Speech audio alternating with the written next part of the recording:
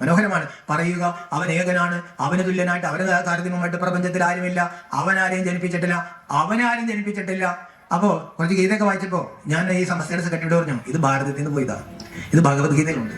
അപ്പൊ അദ്ദേഹം പറഞ്ഞു, വെറുതെ ഇരിക്കുക, നിങ്ങൾക്ക് കുറെ ദൈവങ്ങൾ കുറെ വെട്ടും കുത്തുമല്ലേ, ഞങ്ങൾക്കാണ് ഏക ദൈവം. ഞാൻ പറഞ്ഞു, അല്ല, ഇത് ഭാരതത്തിൽ നിന്ന് പോയതാണ്. നിങ്ങൾ മക്കേശ്വരൻ എന്ന് പറയുന്ന ആളെ ഞങ്ങൾ മഹേശ്വര എന്ന് പറയാറുണ്ട്. നിങ്ങൾ അവിടെ ഒരു അഞ്ചുള്ള സുന്ദര കല്ല് വെക്കുന്നുണ്ടല്ലോ, അതാണ് ഞങ്ങൾ ഈ പുണ്യകല്ലെന്ന് പറഞ്ഞിട്ട് ഞങ്ങൾ ശിവലിംഗം വെച്ച് പൂജിക്കുന്നത്. അത് ഗീതയിൽ അവിടെ കിടപ്പുണ്ട്, ഗീതയിലുണ്ട്. യോ മാമജമനാദിം ച വേത്തി ലോക മഹേശ്വരം അസമ്മൂഢ സമർത്ഥേഷു സർവഭാവൈ പ്രമുച്ചിതേ.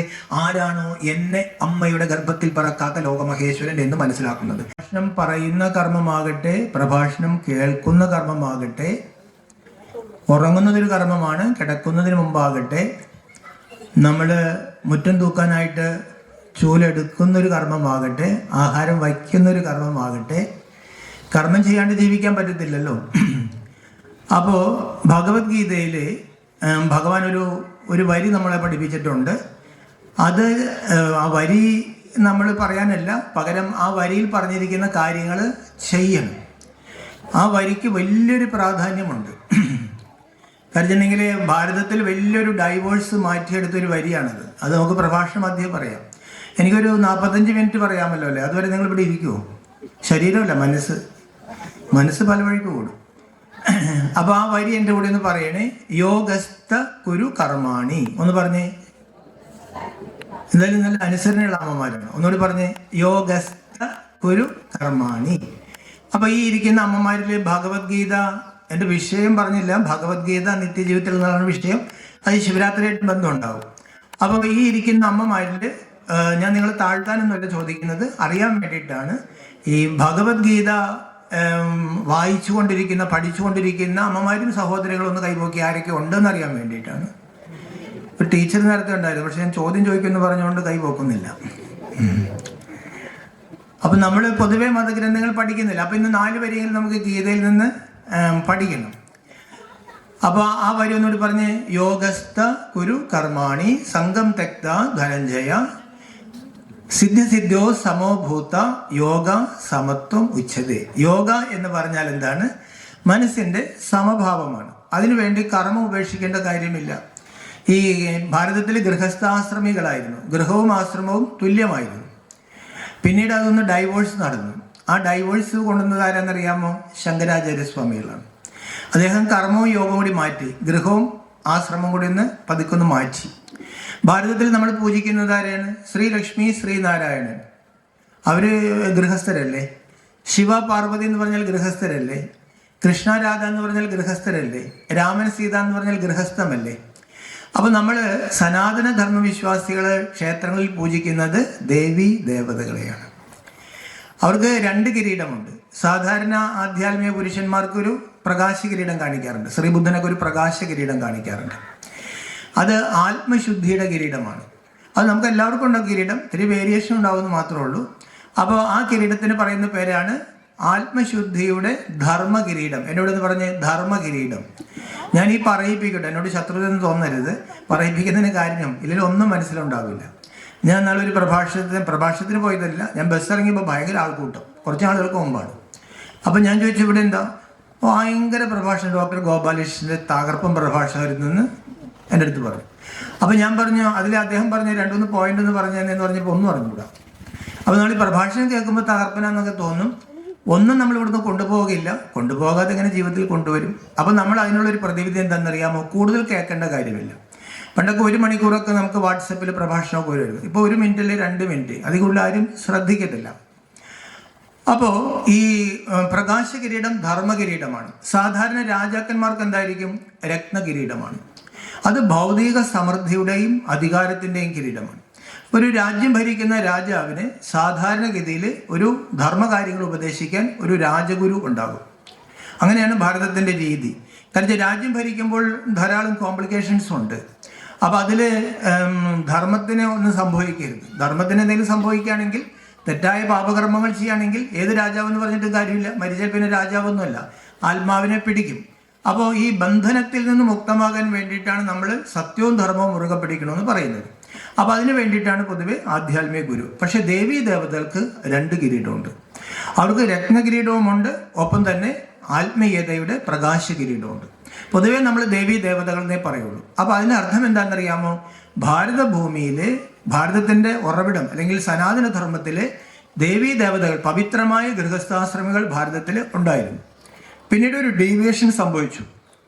ആ ഡീവിയേഷൻ എപ്പോഴാണ് സംഭവിച്ചത്? ദ്വാപരയുഗത്തിൻ്റെ ആരംഭത്തിൽ, ത്രേതായുഗത്തിൻ്റെ അവസാനമാണ്. അപ്പോൾ ആ ഡീവിയേഷനെ കുറിച്ച് 3 രീതിയിൽ പറയുന്നുണ്ട്. ഒന്ന്, ദേവതകൾ വാമഭാഗത്തേക്ക് തിരിഞ്ഞു, ഇടത്തോട്ട് തിരിഞ്ഞു. അപ്പോൾ ദേവത എന്ന് പറഞ്ഞാൽ തന്നെ ആ വാക്കിൻ്റെ അർത്ഥം എന്താണ്? ദിവ്യിലെ, പ്രകാശത്തിലെ, ആത്മാവിൻ്റെ പ്രകാശത്തിൽ ജീവിക്കുന്നവരാണ്. അവരുടെ മനസ്സും അവരുടെ ബുദ്ധിയും ആത്മാവിൻ്റെ പ്രകാശത്തിലാണ് ഇരിക്കുന്നത്. അപ്പോൾ ആ പ്രകാശത്തിൽ ഇരിക്കുന്നത് കൊണ്ടാണ് ആദ്യത്തെ യുഗത്തെ നമ്മൾ എന്ത് പറയും? സത്യയുഗം. 100% സത്യം, ആത്മബോധമുണ്ട്. സത്യമുണ്ടെങ്കിൽ ധർമ്മം ഉണ്ടായിരിക്കും. അതുകൊണ്ട് നമ്മളിപ്പോൾ പറഞ്ഞ് സത്യവും ധർമ്മവും. സത്യവും ധർമ്മം ഉണ്ടെങ്കിൽ എന്തുണ്ടാകും? അവിടെ സമൃദ്ധി ഉണ്ടായിരിക്കും, സമ്പന്നത ഉണ്ടായിരിക്കും. സമ്പന്നത കൂടെ ഉണ്ടെങ്കിൽ എന്ത് വരും? അവിടെ സുഖം ഉണ്ടായിരിക്കും. അപ്പം 100% സത്യം, ധർമ്മം, സമൃദ്ധി, സമ്പന്നത, സുഖം, ഇത് സൃഷ്ടിയുടെ ആരംഭത്തിലുണ്ടായിരുന്നു. ഈ ആരംഭം എന്നൊക്കെ പറയുമ്പോൾ ലക്ഷക്കണക്കിന് വർഷങ്ങളൊന്നുമില്ല കേട്ടോ, കേവലം ഒരു 5000 വർഷത്തിൻ്റെ ചക്രമുള്ളത്. പിന്നെ ഇത് നമ്മൾ ഗുണിച്ചും ഗണിച്ചൊക്കെ വലുതാക്കിയതാണ്. അങ്ങനെ നമ്മുടെ മനസ്സ് അങ്ങോട്ടേക്ക് നമ്മൾ ഹോപ്പ്ലെസ് ആയിപ്പോയി. ഇനിയും കലിയുഗം എത്ര വർഷമുണ്ട്? 4,27,000 വർഷം. അതായത് ഈ കലിയുഗം മാറാൻ പോകുന്നത് 4,27,000 വർഷം. പിന്നെ നമ്മൾ എന്ത് ചെയ്തിട്ട കാര്യം? സുഖമായിട്ട് കിടന്ന് ഉറങ്ങാന്നുള്ളൂ. യഥാർത്ഥത്തിൽ അത് 360 കൊണ്ടൊക്കെ ഗുണിച്ചതാണ്. അപ്പോൾ ഈ സത്യയുഗം കഴിയുമ്പോൾ അടുത്ത യുഗത്തിൻ്റെ പേരെന്താണ്? ത്രേതായുഗം. എൻ്റെ ഇവിടെ നിന്ന് പറഞ്ഞേ, ഞാൻ ഈ ചോദിക്കുന്നുകൊണ്ടാണ്, ചിലർക്ക് എഴുന്നേറ്റ് തുടങ്ങി. ത്രേതായുഗം എന്ന് പറഞ്ഞാൽ എന്താണ്? 4-1 സത്യവും ധർമ്മവും കുറയും, സമൃദ്ധിയും സുഖവും കുറയും.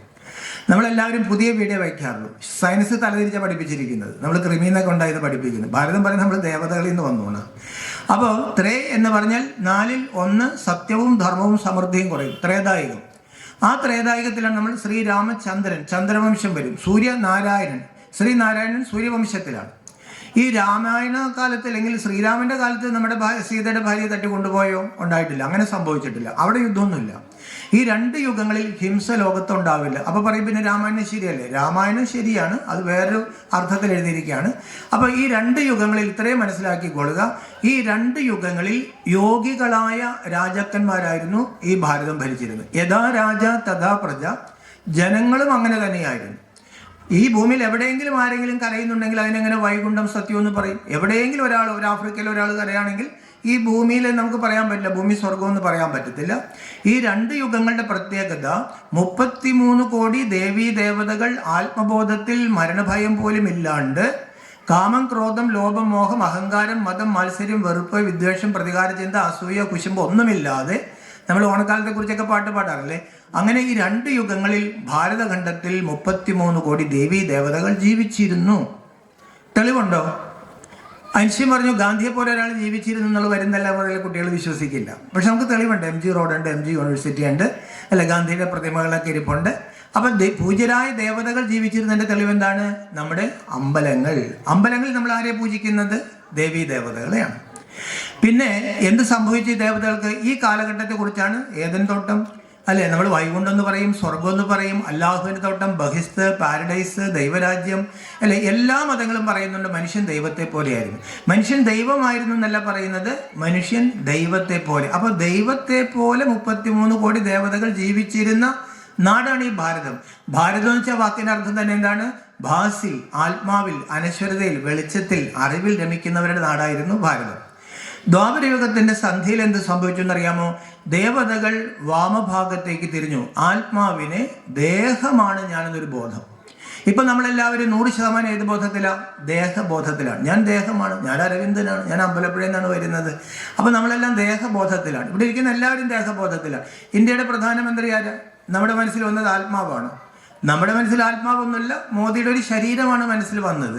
നമ്മൾ നാളെ പറയില്ലേ നമ്മുടെ പ്രധാനമന്ത്രി പോയി എന്ന് പറഞ്ഞാൽ ആ ശരീരം പോയി എന്നാണ്. അപ്പം നമ്മളെല്ലാം ദേഹബോധത്തിലാണ്. ദേഹത്തിന് ബോധമില്ല, സത്യത്തിലെ ദേഹത്തിനും ബോധമില്ല, ത്രേതായുഗത്തിലെ ദേഹത്തിനും ബോധമില്ല. ഈ ബോധവും ബോധക്കേടൊക്കെ വരുന്ന ആർക്കാണ്? ആത്മാവിന്, അറിവിനാണ്. അപ്പോൾ ത്രേതായുഗത്തിന്റെ അവസാനമായപ്പോൾ വാമഭാഗത്തേക്ക്, അതായത് ദേഹബോധത്തിലേക്ക്, 5 തത്വങ്ങൾ കൊണ്ടുണ്ടാക്കിയ ദേഹമാണ് ഞാൻ. 5 തത്വങ്ങൾ ഏതൊക്കെയാണ്? എൻ്റെ കൂടെ ഒന്ന് പറയണം. ആകാശം ഒന്ന് പറഞ്ഞേ. ആകാശം. ഞാൻ മാത്രം കൈ പോക്കിയാൽ പറ്റും, നിങ്ങൾ കൂടി ഒന്ന് പോക്കണം. ആകാശം, വായു, അഗ്നി, ജലം, ഭൂമി. പഠിക്കുമ്പോൾ നമ്മൾ കുട്ടികളായിട്ടിരിക്കണം. ഈ പ്രഭാഷണം കഴിയുമ്പോൾ എന്തെങ്കിലും നിങ്ങൾക്ക് മനസ്സിലാകണം. കൂടുതൽ അറിയേണ്ട കാര്യമില്ല. കൂടുതലൊന്നും നമ്മുടെ തലയ്ക്കുള്ള കപ്പാസിറ്റി ഇല്ലാന്ന്. 4 വേദങ്ങളുടെ പേര് പോലും നമ്മൾ മറന്നുപോയി. 10 ഉപനിഷത്തിന്റെ പേരറിയാവുന്നവരുന്ന് കൈവയ്ക്ക് ആരും ഉണ്ടാവാൻ വഴിയില്ല. നമ്മൾ വേദം പഠിച്ച് വേദത്തിന്റെ പേര് പോലും മറന്നു പോയിരിക്കുകയാണ്. അപ്പൊ 5 തത്വങ്ങൾ കൊണ്ടുണ്ടാക്കിയ ഈ അസത്താണ്, ഈ ശരീരമാണ് ഞാൻ എന്ന അജ്ഞാനം ബാധിച്ചപ്പോൾ 5 വികാരങ്ങൾ കയറി വന്നു. ഇന്ന് നമ്മൾ ആ വികാരങ്ങൾ നിറഞ്ഞിരിക്കുകയാണ് മനുഷ്യർ. 3 വയസ്സുള്ള കുട്ടി പീഡിപ്പിക്കപ്പെടുന്നു. കാരണം എന്താ? മനുഷ്യന്റെ മനസ്സിലെ കാമവികാരം. ഒരു കൊച്ചുകുട്ടിയെ കണ്ടപ്പോൾ കാമവികാരം വന്നു. കലിയുഗത്തിലേക്ക് കടക്കുമ്പോൾ തന്നെ വ്യാസമഹർഷി പറഞ്ഞിട്ടുണ്ട്, അച്ഛനും മോളും കൂടി അടുത്തിരിക്കരുത്. ശുഗമഹർഷി പറഞ്ഞു, ഞാൻ പഠിപ്പിക്കില്ല എന്ന് പറഞ്ഞു. പക്ഷെ അന്ന് രാത്രി തന്നെ വ്യാസമഹർഷി പഠിപ്പിച്ചു കൊടുത്തു, ഇതൊക്കെ സംഭവിക്കും. ഇപ്പൊ നമുക്ക് ആശ്ചര്യപ്പെടേണ്ട കാര്യമില്ല. 3 വയസ്സുള്ള കുട്ടി പീഡിപ്പിക്കപ്പെട്ടു. ഏറ്റവും കൂടുതൽ കേസുകൾ എന്താ? പോക്സോ കേസുകൾ. ആരെ അറസ്റ്റ് ചെയ്തിരിക്കുന്നു? അപ്പൂപ്പനെ 3 വയസ്സുള്ള കുട്ടി ചെയ്ത്. അപ്പോൾ കാമവികാരം, പിന്നെ എന്തുണ്ടാവും? ക്രോധം. അപ്പൊ ആ 5 വികാരങ്ങളുടെ പേരും കൂടി എൻ്റെ കൂടെ പറയണം. കാമം, ക്രോധം, പറഞ്ഞേ, കാമം, ക്രോധം, ലോഭം, മോഹം, അഹങ്കാരം. അപ്പൊ ഇത് ഗൃഹസ്ഥത്തിലേക്ക് വന്നു. അതുവരെ ദേവതകളാരായിരുന്നു? സമ്പൂർണ്ണ നിർവികാരികൾ, സർവഗുണ സമ്പന്നർ. നമ്മൾക്ക് ശ്രീകൃഷ്ണൻ ഒരു പേരുണ്ട്, ഷോഡശ കലാപുരുഷൻ, 16 കലാസമ്പന്നൻ. ഒരു കംസനെ കൊന്നിട്ടില്ല, 16,000 ഭാര്യമാരുമില്ല. അതൊക്കെ വേറെ തലത്തിൽ കാണിച്ചു വെച്ചിരിക്കുന്നതാണ്. അപ്പോൾ അത്രയും സമ്പൂർണ്ണ നിർവികാരികളും സർവഗുണ സമ്പന്നരുമായ ഒരു ജനത. ആ ജനതയ്ക്ക് എന്ത് സംഭവിച്ചു? ആ ജനത ഡീവിയേറ്റ് ചെയ്തു. സീത ലക്ഷ്മണ രേഖ ലംഘിച്ചു. ആത്മബോധത്തിന്റെ ആ രേഖ ലംഘിച്ചപ്പോൾ രാവണനെ വണങ്ങി, രാവണൻ പിടിച്ചുകൊണ്ടുപോയി. അപ്പൊ ഏതാ ഈ രാവണൻ 10 തല്ലുള്ളത്? 5 പ്രകൃതി തത്വങ്ങൾക്കും 5 പ്രകൃതി വികാരങ്ങളും ചേർത്തിട്ടാണ് ഇരുട്ടിലേക്ക്, ദ്വാപരത്തിന്റെ ഇരുട്ടിലേക്ക് നമ്മൾ കടക്കാണ്. ഇപ്പൊ കുറച്ച് മുമ്പ് പകലായിരുന്നില്ലേ? ഇപ്പൊ നമ്മൾ ഇരുട്ടിലേക്ക് കടന്നു. ഇനി ഏത് ദൈവം വിചാരിച്ചാലും 12 മണിക്കൂർ രാത്രിയായിരിക്കും, പിന്നെ നേരം വെളുക്കും. അതൊരു ആശ്വാസമുള്ളൊരു കാര്യമല്ലേ? അപ്പോൾ ആ രാത്രി, സൃഷ്ടിയുടെ രാത്രി ആരംഭിച്ചപ്പോഴാണ് ദ്വാപരയുഗത്തിൽ ദേവതകൾ വാമഭാഗത്തേക്ക് തിരിഞ്ഞു. സീത ലക്ഷ്മണരേഖ ലംഘിച്ചു. ആദവും അവയും, ആദിയിൽ ഒരു 10 പേരെ ഉണ്ടായിരുന്നുള്ളൂ. ഇപ്പൊ 800 കോടിയുണ്ട്. അപ്പോൾ ആ 10 പേരിൽ നിന്നല്ല 800 കോടി ഉണ്ടായത്. അപ്പോൾ എല്ലാ ധർമ്മത്തിൽപ്പെട്ടവരുടെയും പൂർവികരാരായിരുന്നു? ദേവതകളായിരുന്നു, അല്ലെ? അപ്പൊ ആ തലത്തിൽ നോക്കുമ്പോൾ നമ്മളെല്ലാവരും, ഭൂമിയിൽ നമ്മളെല്ലാവരും ബന്ധുക്കളാണ്. അപ്പൊ അതുകൊണ്ടാണ് അവർ പറയുന്നത്, ഞങ്ങളുടെ പൂർവികർ ആദവും അവയും എവിടെയായിരുന്നു? അവര് ഏദൻ തോട്ടത്തിലായിരുന്നു, വിലക്കപ്പെട്ട കരി കഴിച്ചു. അതെന്താണെന്ന് അവർക്കും പിടിയിട്ടില്ല. എന്തായാലും ഒരു പാമ്പ് വന്നു എന്നൊക്കെ കാണിക്കുന്നുണ്ട്, നമ്മളും കാളിയനെ കാണിക്കുന്നുണ്ട്. ആ വിലക്കപ്പെട്ട കരി കഴിച്ചെന്താണ്? ദേഹബോധത്തിൽ പരസ്പരം ആദവും അവയും പരസ്പരം തിരിച്ചറിഞ്ഞു. അവരുടെ ദൈവ കണ്ണ അടഞ്ഞുപോയി. അവർ ശരീരബോധത്തിൽ വന്നപ്പോൾ കാമവികാരത്തിലേക്ക് പോയി. അവർ പുറത്തായി. അവിടെ മുതലാണ് ഭൂമിയിൽ ദുഃഖങ്ങൾ ആരംഭിച്ചത്. അപ്പൊ ഈശ്വരൻ നമുക്ക് ഉറപ്പ് നൽകാണ്, ദുഃഖമില്ലാതിരുന്നൊരു കാലം ഉണ്ടായിരുന്നു. അതുകൊണ്ട് നമുക്ക് ദുഃഖമില്ലാത്തൊരു കാലം തിരിച്ചു കൊണ്ടുവരാൻ പറ്റും. അപ്പൊ ദുഃഖം എവിടെ നിന്നാണ് തുടങ്ങിയത്? പകുതിക്ക് ശേഷം. ദുഃഖത്തിന് കാരണം എന്താണ്? വികർമ്മങ്ങൾ. വികർമ്മങ്ങൾക്ക് കാരണം എന്താണ്? വികാരങ്ങൾ. വികാരങ്ങൾക്ക് കാരണം എന്താണ്? ദേഹബോധം. ദേഹബോധത്തിന് കാരണം എന്താണ്? ആത്മബോധം വിസ്മൃതമായി. ദ്വാപരത്തിൽ നമ്മൾ രാത്രിയിൽ യാത്ര ചെയ്തു. വേദകാലം ആരംഭിച്ചു, ദേവകാലം കഴിഞ്ഞു. വേദങ്ങള്, പുരാണങ്ങളൊക്കെ എഴുതിയത് ദ്വാപരയുഗത്തിലാണ്. ഋഷികള്, മുനികള്, പ്രവാചകന്മാർ വരാൻ തുടങ്ങി. പക്ഷെ ആരെല്ലാം ശ്രമിച്ചാലും 4ാം പാദത്തിലേക്ക് കടക്കുന്നത് കലിയുഗമാണ്. അപ്പൊ ഈ കലിയുഗത്തിലേക്ക് കടക്കുന്നതിന് തൊട്ട് മുമ്പാണ് ആര് വന്നത്? ശങ്കരാചാര്യസ്വാമികൾ വന്നു. ആ ശങ്കരാചാര്യസ്വാമികൾ വന്ന സമയത്ത് അതിനു മുമ്പ് ഭാരതത്തിൽ ബുദ്ധൻ വന്നിരുന്നു. അപ്പൊ ബുദ്ധനെ കുറിച്ച് നമുക്കറിയാം, ബുദ്ധൻ കഠിനമായ തപസ് ചെയ്ത് സത്യത്തെ കണ്ടെത്തി. അപ്പൊ 41 ദിവസം, അല്ലെ, ഒരു വർഷം ബുദ്ധന്റെ തപസ്സില് ഒരു കായ കഴിക്കുള്ളായിരുന്നു. ഒരു ദിവസം ഒരു കായ കഴിക്കുള്ളായിരുന്നു. അങ്ങനെ വയറ് നട്ടിലേക്ക് ഒട്ടിയെന്നാ പറയുന്നത്. ബുദ്ധൻ എങ്ങനെ ഇതിലേക്ക് തിരിഞ്ഞത്? ബുദ്ധൻ ജനിച്ചപ്പോൾ തന്നെ അച്ഛൻ പറഞ്ഞിരുന്നു, ജ്യോത്സ്യം പറഞ്ഞിരുന്നു, ഒന്നില്ലെങ്കിൽ ലോകം കിടക്കുന്ന രാജാവാകും, അല്ലെങ്കിൽ ഏറ്റവും വലിയൊരു സന്യാസിയാവും. ഏതൊരു അച്ഛനും അമ്മയും ആഗ്രഹിക്കുന്ന എന്താണ്? എൻ്റെ മോൻ രാജാവാകണം. അപ്പോൾ ഈ ബുദ്ധൻ ആധ്യാത്മിക കാര്യത്തിലേക്ക് തിരിയാതിരിക്കാൻ, ലോകത്തിന്റെ ദുഃഖങ്ങൾ കാണാതിരിക്കാൻ വേണ്ടി അച്ഛൻ എല്ലാ കാര്യങ്ങളും ചെയ്തിരുന്നു. യശോദയെ കൊണ്ട് കല്യാണം കഴിപ്പിച്ചു. അങ്ങനെ സുന്ദരമായ ഒരു കൊട്ടാരത്തിൽ ജീവിക്കുകയാണ്. പക്ഷെ എപ്പോഴും നമ്മൾ മനസ്സിലാക്കണം, പ്രകൃതിക്ക് ഒരു തീരുമാനമുണ്ട്. നമ്മൾ ആരാകണം, നമ്മുടെ കുട്ടികൾ ആരാകണം എന്നെല്ലാം തീരുമാനിച്ചു വെച്ചിട്ടുണ്ട്. ആ തീരുമാനം അനുസരിച്ച് ഒരു ദിവസം ബുദ്ധനും കൂട്ടുകാരും കൂടി പുറത്തേക്ക് പോയപ്പോൾ ബുദ്ധൻ ചില കാഴ്ചകൾ കണ്ടു. ആ കാഴ്ച എന്താണെന്നറിയാമോ? ഒന്ന്, ഒരു രോഗം ബാധിച്ചിട്ട് ഒരു കുഷ്ഠരോഗി ഇരുന്ന് കരയുന്നു, വഴിയിലിരുന്ന് കരഞ്ഞുകൊണ്ടിരിക്കുന്നു. അപ്പൊ ബുദ്ധൻ ഞെട്ടിപ്പോയി. ബുദ്ധൻ ചോദിച്ചു, എന്താണ്? ആ ബുദ്ധൻ കൂട്ടുകാരോട് ചോദിച്ചു, അത് ആരാണ്? കാരണം ബുദ്ധൻ അത് കണ്ടിട്ടില്ല. അപ്പൊ കൂട്ടുകാരൻ പറഞ്ഞു, അതൊരു രോഗിയാണ്. അപ്പൊ രോഗം അതെന്താ? അത് രോഗം, മനുഷ്യന് രോഗം വരും. അപ്പൊ എനിക്ക് രോഗം വരും, പിന്നെ നിനക്കും രോഗം വരും, ആർക്കും വരും. ബുദ്ധൻ ഞെട്ടിപ്പോയി. നമുക്കിപ്പോഴൊരു ഞെട്ടലൊന്നും ഇല്ലല്ലോ, അല്ലേ? അതാണ് നമ്മുടെ ഏറ്റവും വലിയ രക്ഷ. ഞെട്ടിയാൽ കുറച്ച് നല്ലതായിരുന്നു. അടുത്ത ബുദ്ധൻ കണ്ട എന്താണ്? ഒരു ശവഘോഷയാത്രയാണ്. അപ്പോൾ ഒരു സ്ത്രീയും കുട്ടികളൊക്കെ അലറി കരഞ്ഞുകൊണ്ട് ആ ഒരു ശവഘോഷയാത്ര വന്നു. ബുദ്ധൻ ചോദിച്ചു, അതെന്താ? അപ്പോൾ പറഞ്ഞു, അത് മരണമോ? മരണം എന്ന് പറഞ്ഞാൽ ജനിച്ചാൽ മരിക്കും, അപ്പം ഞാൻ മരിക്കും, യശോദ മരിക്കും, എല്ലാവരും മരിക്കും. അന്ന് രാത്രി കൊട്ടാരത്തിലേക്ക് തിരിച്ചു പോയില്ല. ബുദ്ധൻ സത്യം എന്താണെന്ന് അന്വേഷിച്ച് തപസ് ചെയ്യാൻ പോയി. ആരോ പറഞ്ഞാലും എത്രയോ പേരുടെ തലയിൽ ആപ്പിൾ വീണിട്ടുണ്ട്, ചക്ക വീണിട്ടുണ്ട്, എന്തെങ്കിലും കണ്ടുപിടിച്ചോ? പക്ഷെ ഒരാൾ എന്ത് ചെയ്തു? ഒരാൾ അതിൽ നിന്ന് പല കാര്യങ്ങളും കണ്ടുപിടിച്ചു. എത്രയോ പേര് മരണം കണ്ടിട്ടുണ്ട്, രോഗം കണ്ടിട്ടുണ്ട്. പക്ഷെ പ്രപഞ്ചത്തിന് നിശ്ചയമുണ്ട് ചില ആൾക്കാരെ കൊണ്ട് ചില കാര്യങ്ങൾ ചെയ്യിപ്പിക്കാൻ. അങ്ങനെ ബുദ്ധൻ കൊട്ടാരം വിട്ടു പോയി. കഠിന തപസ്സായിരുന്നു. ആ തപസ്സിന്റെ ഒരു സമയത്ത് ബുദ്ധൻ ഒരു തീരുമാനമെടുത്തിരുന്നു, ഞാൻ ഒരു കായയെ കഴിക്കുള്ളൂ. കഴിച്ചിട്ടുണ്ടെങ്കിൽ ഗീത പറയുന്ന പോലെ ശരീരത്തെ പീഡിപ്പിക്കുന്ന ഒരു തപസ് ഭാരതത്തിലുണ്ടായിരുന്നു. അങ്ങനെ വയറൊക്കെ നട്ടെല്ലുമായിട്ട് ചൊട്ടി വളരെ വൃദ്ധനെ പോലെ ആയിരിക്കുന്ന ഒരു സമയത്താണ് സുജാത, ഒരു ഗൃഹസ്ഥയായ സ്ത്രീ, ബുദ്ധനോട് ചില കാര്യങ്ങൾ, ഒരു പ്രസാദമൊക്കെ കൊടുത്ത് സംസാരിച്ചപ്പോഴാണ് ബുദ്ധന് ഒരു മധ്യമ മാർഗത്തെക്കുറിച്ചൊരു തോന്നൽ വന്നു. പക്ഷെ അന്ന് ബുദ്ധൻ ഒരു ഇരിപ്പിരുന്നു. സത്യം അറിയാണ്ട്, എൻ്റെ അസ്ഥി മണ്ണിലേക്ക് ചേർന്നാലും എൻ്റെ മാംസം മണ്ണിലേക്ക് ചേർന്നാലും സത്യം അറിയാതെ ഞാൻ എഴുന്നേക്കില്ല. ആ ഇരിപ്പില് ബുദ്ധന് ആ ബ്രഹ്മാനുഭൂതി, അല്ലെങ്കിൽ നമ്മൾ പറയില്ലേ ആത്മബോധം, ബുദ്ധനായി. ആ ഇരിപ്പിൽ 41 ദിവസം ഇരുന്നു, പരമമായ ആനന്ദം അനുഭവിച്ചു. അതിൽ നിന്ന് നമ്മൾ എന്താ മനസ്സിലാക്കേണ്ടത്? പരമമായ ആനന്ദത്തിന്റെ ഒരു തലം പ്രപഞ്ചത്തിൽ ഉണ്ട്. ആ തലത്തിൽ നിന്നാണ് നമ്മൾ മാറി ഈ ദേഹബോധത്തിൽ ഇന്ദ്രിയങ്ങളും വികാരങ്ങളും കൊച്ചു കൊച്ചു സുഖങ്ങളും അതിൽ നിന്നുണ്ടാകുന്ന കഠിനമായ ദുഃഖങ്ങളുമായിട്ട് പോകാൻ. ബുദ്ധൻ മരിക്കാനാണ് തീരുമാനിച്ചത്. പക്ഷെ ബുദ്ധനെ പ്രകൃതി അല്ലെങ്കിൽ ബ്രഹ്മാവ് പ്രത്യക്ഷപ്പെട്ടു എന്നാ പറയുന്നത്. നീ സത്യം കണ്ടു, പക്ഷെ സത്യം കാണാത്ത എത്രയോ പേരുണ്ട്, അതുകൊണ്ട് നീ കണ്ട സത്യം ആളുകളോട് പറയണം. അപ്പൊ ബുദ്ധനൊന്ന് എഴുന്നേറ്റ് നോക്കിയപ്പോൾ ബുദ്ധന് മനസ്സിലായി, ഈ സത്യമൊന്നും ആർക്കും സ്വീകരിക്കാൻ പറ്റത്തില്ല, പിന്നെ എന്ത് ചെയ്യും? അപ്പൊ അദ്ദേഹം വിചാരിച്ചു, ധർമ്മോപദേശം നൽകാം. സത്യത്തെക്കുറിച്ച് തർക്കിക്കേണ്ട, സത്യം ദൈവമാണോ, ദൈവം ആരാണ്, ഈ തർക്കത്തിലേക്ക് പോകാതെ ധർമ്മത്തെക്കുറിച്ച്. അതുകൊണ്ടാണ് ധർമ്മം ശരണം ഗച്ഛാമി, ബുദ്ധം ശരണം ഗച്ഛാമി, സംഘം ശരണം ഗച്ഛാമി. ശ്രേഷ്ഠമായ ബുദ്ധിയെയും ധർമ്മത്തെയും മുറുകെ പിടിച്ചു പോവുക. ആ ബുദ്ധന്റെ മേൽക്കോയ്മയിൽ ഭാരതത്തിന്റെ വേദങ്ങളെല്ലാം പതുക്കെ താഴേക്ക് പോയി, ബുദ്ധന്റെ മേൽക്കോയ്മയിൽ. അപ്പൊ ശങ്കരാചാര്യ സ്വാമികൾ വരുന്ന സമയത്ത് ദേവകാലത്തിൽ നിന്ന് നമ്മൾ വേദകാലത്തിലേക്കും കടന്ന്, വേദകാലവും വളരെ മോശമായി, വേദം ഏതാണ്ട് കെട്ടുപോയൊരു സമയം. ബുദ്ധന്റെ മേൽക്കോയ്മയും പോയി, ബുദ്ധവിഹാരങ്ങളിൽ മദ്യവും മദിരാക്ഷിയുമായി ഒരു തകർന്നു കിടക്കുന്ന അവസ്ഥ. ഈ ഭാരതത്തിന്റെ ചരിത്രം നിസ്സാരമൊന്നുമല്ല. ഭാരതത്തിലെ ഈ അമ്പലങ്ങളുള്ളൂ, ഭാരതത്തിലെ ഭഗവാൻ അവതരിക്കുള്ളൂ. കാര്യം എന്താ? കാര്യത്തിട്ടുണ്ടെങ്കിൽ ഭാരതം ഒരു മഹത്തായ ഭൂമിയാണ്. അപ്പം ഇതൊക്കെ നമുക്ക് കുറച്ച് മനസ്സിലാക്കിയാൽ മതി. ആ കുറച്ച് മനസ്സിലാക്കുമ്പോഴാണ് സ്വാമി വിവേകാനന്ദൻ വിദേശത്തൊക്കെ പോയിട്ട് അദ്ദേഹം ഭാരതത്തിലേക്ക് കപ്പലിറങ്ങിയപ്പോൾ ആദ്യം ചെയ്തത് എന്താണെന്നറിയാമോ? ഈ മണ്ണിൽ കിടന്നങ്ങ് ഉരുണ്ടു. അന്നത്തെ ഭാരതം ഒന്ന് ആലോചിച്ച് നോക്കണം, അത്രയും ദരിദ്രമായ വൃത്തികെട്ട നാട്. പക്ഷെ അദ്ദേഹം കിടന്ന് ഉരുണ്ടിട്ട് എന്താ പറഞ്ഞത്? ഇതുപോലൊരു മണ്ണ് ലോകത്ത് ഒരിക്കലും ഉണ്ടാവില്ല. അപ്പം അതൊക്കെ നമ്മളൊന്ന് മനസ്സിലാക്കണം. അപ്പോൾ ആ സമയത്താണ് ശങ്കരാചാര്യ സ്വാമികളുടെ വരവ്. എവിടുന്നാ പോയത്? നമ്മുടെ കേരളത്തിൽ നിന്നാണ് അദ്ദേഹം പോയത്. അപ്പോൾ ഏതാണ്ട് 8ാമത്തെ വയസ്സിൽ അമ്മയുടെ അനുമതി വാങ്ങിച്ചിട്ട്, അല്ല അതൊക്കെ ചരിത്രത്തിന്റെ നിയോഗമാണ്, അദ്ദേഹം വാദഭിക്ഷയുമായിട്ടാണ് ഇറങ്ങാൻ ചെയ്തത്. ആ വാദഭിക്ഷയിൽ അദ്ദേഹം കണ്ടെത്തിയ ഒരാളാണ് കുമാരലഭട്ടൻ. അപ്പൊ കുമാരലഭട്ടൻ ആ സമയത്ത് തർക്കത്തിന് തയ്യാറായില്ല. കാരണം കുമാരലഭട്ടൻ മരിക്കാൻ കിടക്കാണ്. എങ്ങനെ മരിക്കാൻ കിടക്കണമെന്നറിയാമോ? ഉമിത്തി കൂട്ടിയിട്ട് അതിൽ കയറി കിടക്കാണ്. അപ്പൊ അതിൽ മരിക്കാൻ കിടക്കാണ്. അപ്പോൾ വാദഭിക്ഷയുമായിട്ട് ശങ്കരാചാര്യ സ്വാമികൾ മീമാംസകനാണ്. ചെന്നപ്പോൾ കുമാരലഭട്ടൻ പറഞ്ഞു, ഞാൻ ഇന്നിന് ഇവിടുന്ന് എഴുന്നേക്കില്ല, എൻ്റെ ശിഷ്യനായ മണ്ഡന മിശ്രനെ ജയിക്കുകയാണെങ്കിൽ എന്നെ ജയിച്ചതായിട്ട് കൂട്ടിക്കൊള്ളാൻ പറഞ്ഞു. അപ്പോൾ ഈ കുമാരലഭട്ടൻ എന്തിനാ മരിക്കാൻ കിടക്കണമെന്നറിയാമോ? അത്ഭുതകരമാണ് ഭാരതത്തിന്റെ കാര്യം. ഈ കുമാരലഭട്ടനെ, ഈ മീമാംസകനെ ബുദ്ധഭിക്ഷുക്കളെന്ന് തോൽപ്പിക്കണം വാദത്തിൽ. പക്ഷെ അതത്ര എളുപ്പമൊന്നല്ല. ഒരാളെ വാദത്തിൽ തോൽപ്പിക്കണമെങ്കിൽ വലിയ പാടാണ്. അങ്ങനെ അദ്ദേഹത്തിന് മനസ്സിലായി, ഈ ബുദ്ധതത്വങ്ങൾ പഠിക്കാണ്ട് എനിക്ക് അവരെ ജയിക്കാൻ പറ്റത്തില്ല. അങ്ങനെ ബുദ്ധതത്വങ്ങൾ പഠിക്കാൻ വേണ്ടി ഒരു ബുദ്ധഭിക്ഷുവിൻ്റെ വേഷം കെട്ടി ഒരു ബുദ്ധഗുരുവിൻ്റെ അടുത്ത് അദ്ദേഹം പഠിക്കാൻ തുടങ്ങി. അപ്പോൾ ഒരു കെട്ടിടത്തിൻ്റെ മുകളിലാണ് ഈ പഠിത്തം. കുറച്ച് പഠിച്ചു കഴിഞ്ഞപ്പോൾ മറ്റ് ശിഷ്യന്മാർക്ക് മനസ്സിലായി, ഇവൻ കള്ളനാണ്, ഇവൻ മീമാംസകനാണ്, ഇവൻ നമ്മളെ പറ്റിക്കാനാണ് വന്നിരിക്കുന്നത്. അതുകൊണ്ട് അവരെന്ത് ചെയ്തെന്നറിയാമോ? പിടിച്ച് മുകളിൽ നിന്ന് താഴേക്ക് ഇങ്ങോട്ടേക്ക് ഇട്ടു. താഴേക്ക് ഇട്ട സമയത്ത് കുമാരലഭട്ടൻ പറഞ്ഞൊരു വാക്കുണ്ട്, വേദം സത്യമാണെങ്കിൽ ഞാൻ മരിക്കില്ല.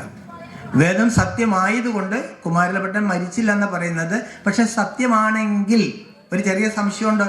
അപ്പോൾ അതുകൊണ്ട് എന്ത് പറ്റി, ഒരു കണ്ണ് പോയി എന്നാണ് പറയുന്നത്. അപ്പോൾ നമ്മൾ ജീവിതത്തിൽ അതിൽ നിന്ന് എന്ത് പഠിക്കണം? ഏതൊരു കാര്യവും നമ്മൾ ദൃഢസങ്കല്പത്തിൽ കൂടെ ചെയ്യണം. നടക്കുമായിരിക്കും, പരീക്ഷയിൽ പാസ്സാകുമായിരിക്കും, ഒരു പഞ്ചായത്ത് പ്രസിഡന്റ് കാണാൻ പോകുമ്പോൾ ചിലപ്പോൾ കാണുമായിരിക്കും, അല്ലെ? ഈ ആയിരിക്കും ഒരു പക്ഷേ വരാണെങ്കിൽ പകുതിയെ വിജയം ഉണ്ടാവുള്ളൂ. പൂർണ്ണ നിശ്ചയത്തോടുകൂടി നടന്നിരിക്കും, ഞാൻ ജയിച്ചിരിക്കും, ഞാൻ നേടിയിരിക്കും എന്ന് വിചാരിക്കുകയാണെങ്കിൽ വിജയിക്കും. എന്തായാലും കുമാരലഭട്ടൻ വീണു. ആ കുമാരലഭട്ടൻ ആ അറിവ് വെച്ചിട്ട് ബുദ്ധഭിക്ഷുക്കളെ തോൽപ്പിച്ചു. കുറെ കഴിഞ്ഞപ്പോൾ അദ്ദേഹത്തിന് മനസ്സിലായി, എൻ്റെ ദൗത്യം പൂർത്തിയായി. പക്ഷെ ഞാൻ ഒരു ഗുരുവിനോട് തെറ്റ് ചെയ്തിട്ടുണ്ട്, ഒരു ഗുരുവിനോട് ഞാൻ നുണ പറഞ്ഞില്ലേ, അതിന് ഇതായിട്ടാണ് അദ്ദേഹം എന്ത് ചെയ്തത്, സ്വയം ഉമിത്തിയിൽ മരിക്കാൻ തീരുമാനിച്ചു. എൻ്റെ ഡ്യൂട്ടി കഴിഞ്ഞു. അതായത് അത്രയും ഡിറ്റാച്ച്ഡ് സോൾസ് ആയിരുന്നു ഭാരതത്തിലുണ്ടായിരുന്നത്. അവർ ഉമിത്തിയിൽ കിടന്ന്, ഞാൻ ഒരു ഗുരുവിനോട് ഒരു തെറ്റ് എന്തിനു വേണ്ടി, അല്ലേ, വേദത്തെ ജയിപ്പിക്കാൻ വേണ്ടിയിട്ട് ചെയ്തതാണെങ്കിൽ പോലും ഞാനൊരു നുണയാണ് പറഞ്ഞത്. അതുകൊണ്ടാണ് ഭാരതം പറയുന്നത് സത്യത്തിന് വലിയ പ്രാധാന്യം നമ്മൾ കൊടുത്തോളണം. ബുദ്ധൻ തൻ്റെ മോനോട് പറയാണ്, കളിയായിട്ട് പറഞ്ഞ സത്യം പോലും നീ നടപ്പാക്കിക്കൊള്ളണമെന്ന് പറയും.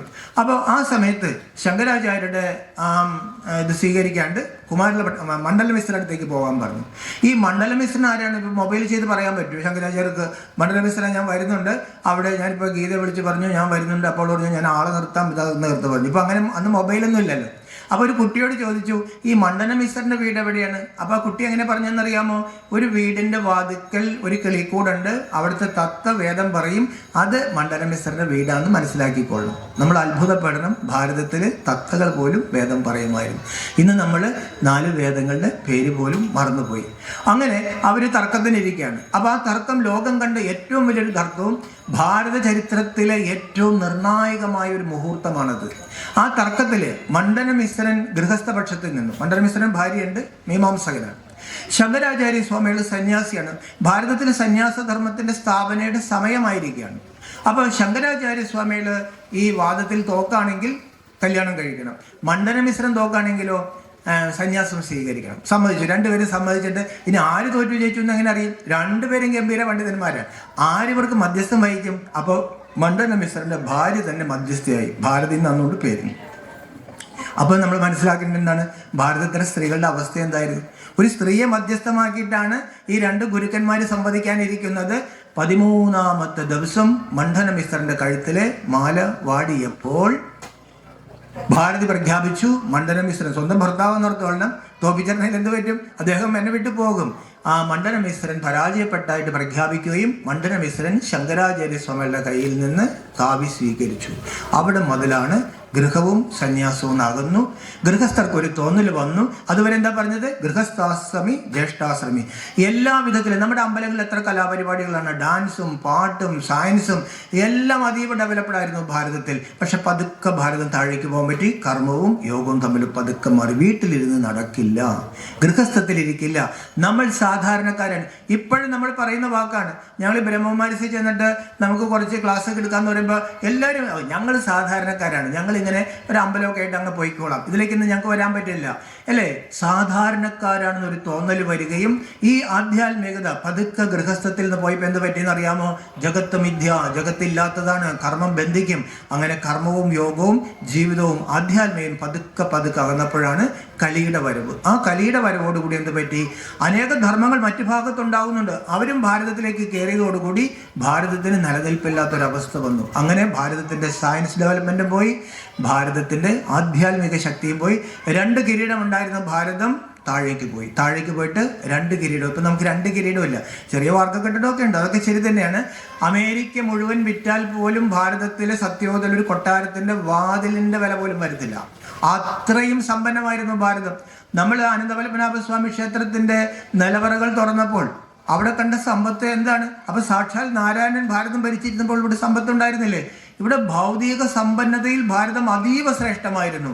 പക്ഷെ ആ സമ്പന്നത നമുക്ക് നഷ്ടമായി, ആധ്യാത്മികത നമുക്ക് നഷ്ടമായി, കുചേലന്മാരായി. സൃഷ്ടിയുടെ രാത്രിയിൽ, ആ രാത്രിയിൽ ദൈവം വന്നു, മഹാശിവ രാത്രി.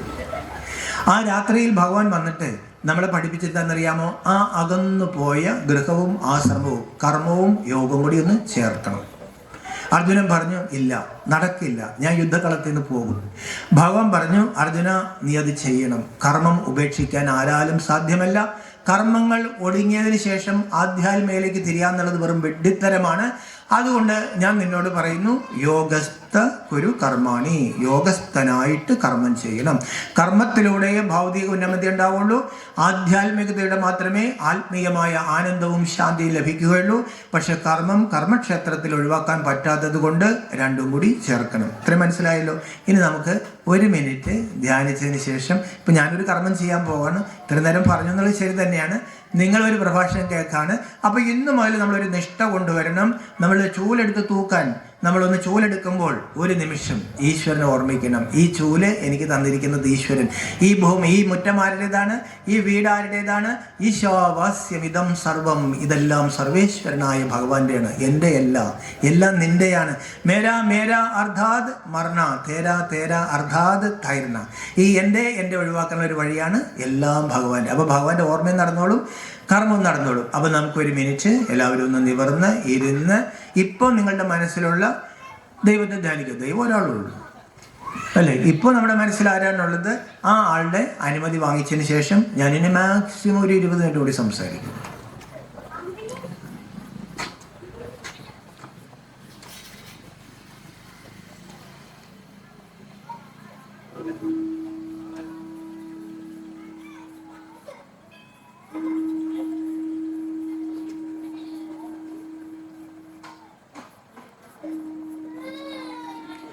ഓം ശാന്തി. എന്നോട് ഇന്ന് പറഞ്ഞേ ഓം ശാന്തി. ക്ഷീണമുള്ളവരുന്ന് കൈപോക്കെ. ആഹാരം റെഡി ആയിക്കൊണ്ടിരിക്കുക.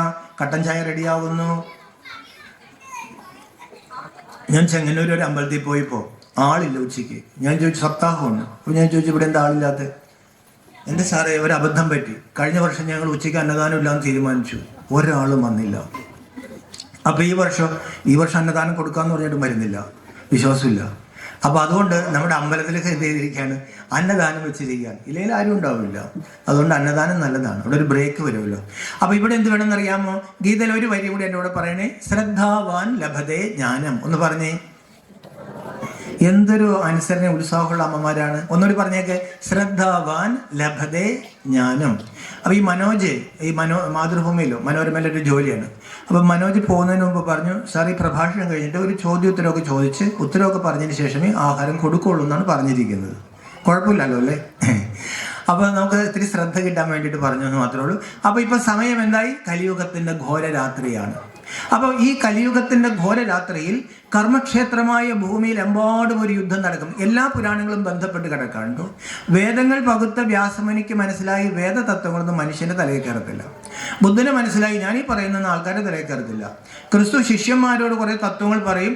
അദ്ദേഹം ഗ്രാമങ്ങളിൽ പോയിട്ട് അദ്ദേഹത്തിൻ്റെ മലമുകൾ പ്രസംഗമൊക്കെ ഭയങ്കരമാണ്. അപ്പോൾ ശിഷ്യന്മാർ രാത്രി ചോദിക്കും, അങ്ങ് അവിടെ പോയി കഥയാണല്ലോ പറയുന്നത്, ഞങ്ങളുടെ അടുത്ത് ഇങ്ങനെയൊക്കെയാണല്ലോ പറയുന്നത്. അപ്പോൾ ക്രിസ്തു പറഞ്ഞൊരു മറുപടി ഉണ്ട്, അത് കല്ല് ബുദ്ധികളാണ്, അവരോട് പറഞ്ഞ തലയിൽ കയറത്തില്ല. അപ്പോൾ കുറച്ച് പേർക്ക് ഈ കാര്യങ്ങൾ സത്യം നമുക്ക് മനസ്സിലാകുള്ളൂ. മനുഷ്യാണാം സഹസ്രേഷു എന്ന് ഗീതയും പറയാം.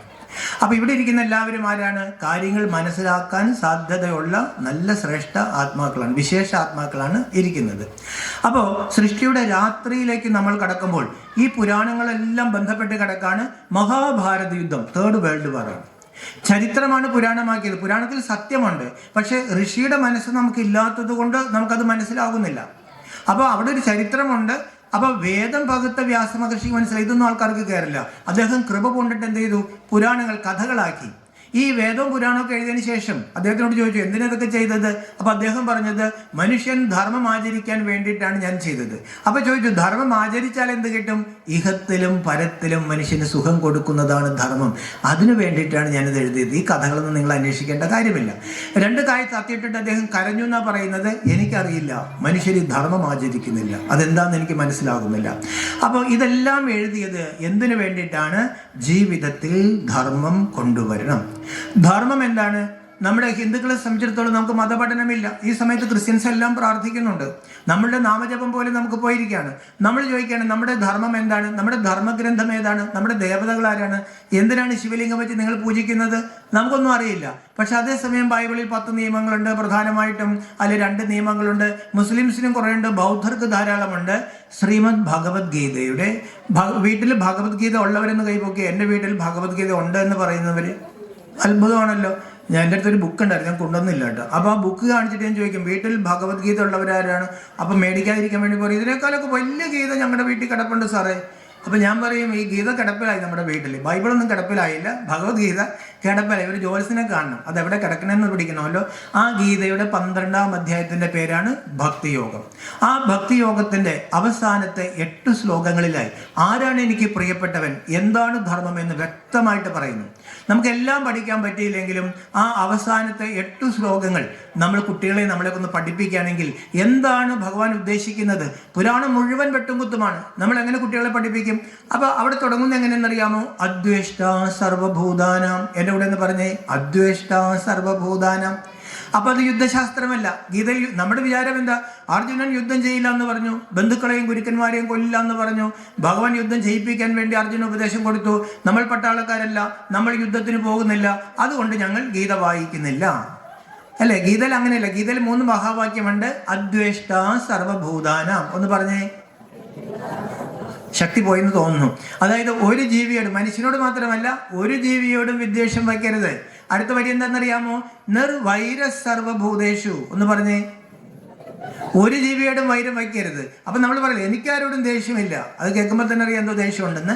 അതുകൊണ്ട് 3-ാമത്തെ വരി എന്താണെന്നറിയാമോ? സർവഭൂതഹിതേരദാഹ. ഒന്ന് പറഞ്ഞേ. സർവഭൂതഹിതേരദാഹ.